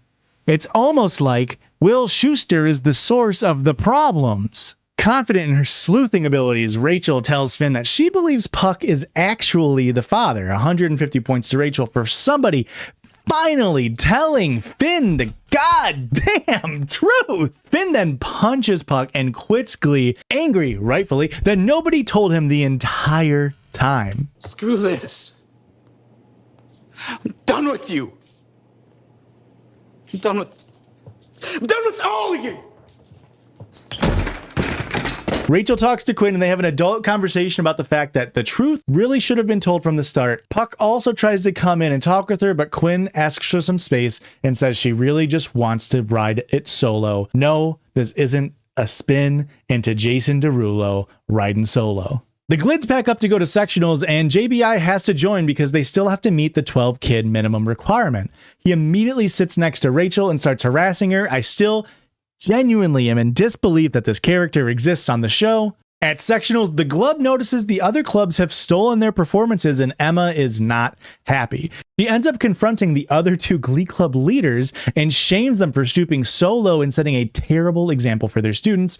Will confronts Sue about leaking the set list, and then she comes clean with the plan that we have been aware of the entire show, that she wants to kill Glee Club. We still don't get why. We still really don't get why. Like, she doesn't have ultimately like a great reason to. The amount of energy she's investing in trying to kill the Glee Club, she could have just been investing in making her Cheerios better, and they probably still would have won nationals. But hey, who am I to criticize the Glee's writing? I'm not a writer. I'm just a humble video YouTuber, a podcaster, really. Anyway, Sue and Will both leave in a huff, and Will goes to find Finn, who is just randomly in the locker room, like cleaning out his locker for some reason. And Will gives this speech to Finn about how it's not always fair that people expect the best out of you, no matter how much they have wronged you. And also he says, you can't always get what you want. You can't always get what you want. Yeah. Mm-hmm. Yeah, that was said. Those were actual words written into this script of the show Glee. Can you guess what song they might perform at sectionals? Will walks out and leaves his key behind intentionally. That way Finn can drive his car to sectionals and save the day. Finn shows up and is just the bigger man to Puck and Quinn and everybody there for keeping this a secret from him. So 300 points to Finn. Sure, it's the last episode. Who gives a shit? They all rally behind his leadership and they come up with a new set list on the spot. Rachel gets the ballad to herself, which again completely defeats the entire character moment from her earlier in the episode. And then they decide to perform Somebody to Love because it's a crowd pleaser. And Finn says, don't worry, I got a song. I'm screwed up. Don't you worry about it, audience. You might not get what you want, but then again, you can't always get it. The club goes on, and honestly, it's a really cool performance. Rachel starts her ballad by coming from behind the crowd, and as the song draws to an end, the rest of the Glee Club comes down the aisles and join her. And the next song they sing, get this. You can't always get what you want. Is You Can't Always Get What You Want by the Rolling Stones. 50 points to you in the audience if you were able to suss that out. Absolutely bang up job. Who could have seen it coming? Once they're done, though, we see a peek into the judges' room, and it's not quite clear who they're going to choose. What if they lose and the Glee Club ends forever? Well, the Jane Addams School Glub leader comes and talks to the McKinley High kids and is like, yeah, we cheated, and we're going to go tell the judges that we cheated and we're sorry. But right before she goes in the door, the judges come out and they're like, too late, our minds are made up. And it's like, I get it, but like, you're an adult, why couldn't you just be like, hey, by the way, we cheated, I'm the Jane Addams School, I cheated, and also the other school cheated, so if you were gonna pick us, I want to let you know that you shouldn't pick us. But nope, that doesn't happen. They just walk by and nobody says anything. Will is getting ready for Emma's wedding. Remember Emma's wedding? Remember that whole plot? Remember how Emma is at sectionals right now and she's supposed to be getting married to Ken? Well, Will is getting ready for it and he runs into somebody at his house. That's somebody being Terry, and Terry's like, Will, I've been in therapy. I'm changed. I'm taking responsibility. And Will's like, I don't love you anymore. I look at you and I don't see the person who I used to love. Good for you, Will. You finally stood up to her. This couple is, I hate both of you. You're both such bad people. So Will very, very smartly walks away from the woman that he used to love, and then cut to the wedding of the woman that he does love, Emma, sitting alone in an empty room in her wedding dress, looking sad. Will walks in and finds out Ken dumped Emma after Emma bailed for sectionals, and Will just can't believe it. Why would she do that for him? And never missing a chance to be melodramatic, Emma then says that she's going to quit her position at the school because she can't bear to see Will or Ken every single day. But then Will tries to woo her by saying this. I just left my wife.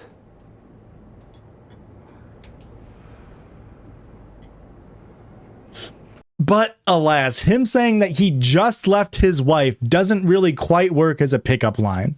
Figgin City is here, and he's suspending Sue for all of the meddling she has done to the glove. So plus 100 Figgins, way to do your job. Finally, he grew a backbone. She is no longer allowed to be coach of the Cheerios and cannot be in school indefinitely.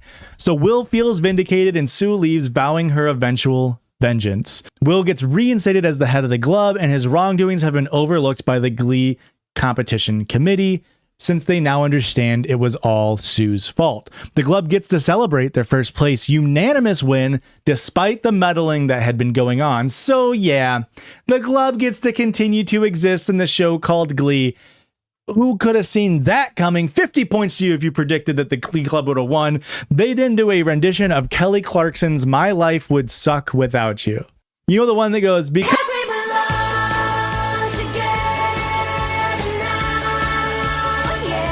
so that's playing, and then maybe Will realizes, hey, maybe I and somebody else out there, maybe we belong together. Maybe my life would suck without you, Emma Pillsbury. And so he runs out of the room. He goes and tries to find Emma's office, but she's already gone. All of her stuff is moved out. Then they meet in the one hallway this school has. They stare longingly. He jogs up to her, throws her things to the side, and plants a big old Will Schuester on her mouth. And then they fuck. They fuck right there in the hallway. Right on school property. They have sex. Not really, but they do just kiss, and then the episode ends. Now, there wasn't a lot of gloints from this episode, really, but Emma lost 300 points here, and there's some sprinklings of gloints here and there, but I know what you're all here for. I know that the little YouTube search bar down here is showing that this is the most watched because you all just want to know who is the worst character in Glee. Boom! There you have it, folks. Artie and Kurt were the only two people in the entire show who were able to remain definitively glued throughout this section. Every single other person does so much terrible shit, but none more than Will Schuester himself. That's right. Even though we had people like Quinn, who was lying about her baby's daddy, or Sue, who was actively trying to kill each and every member of Glee, or even Sandy, a guy who was fired for touching a minor.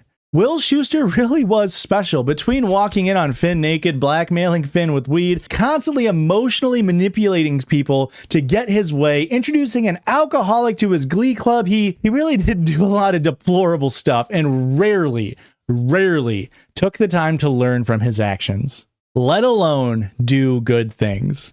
And so, scientifically, without a shadow of the doubt, I can say Will Schuester is the most evil person on Glee so far. That's right, because this is just a part one. If you guys enjoyed it, please subscribe, like the video, leave a comment saying you want a part two. I said this earlier, but this video took literally dozens of hours to put together. So if you guys really do want it, I can dive right back into Glee and grind out some more science. But until then, do everything in your power each and every day to be a little bit less like Will and a little bit more like Artie. Bye.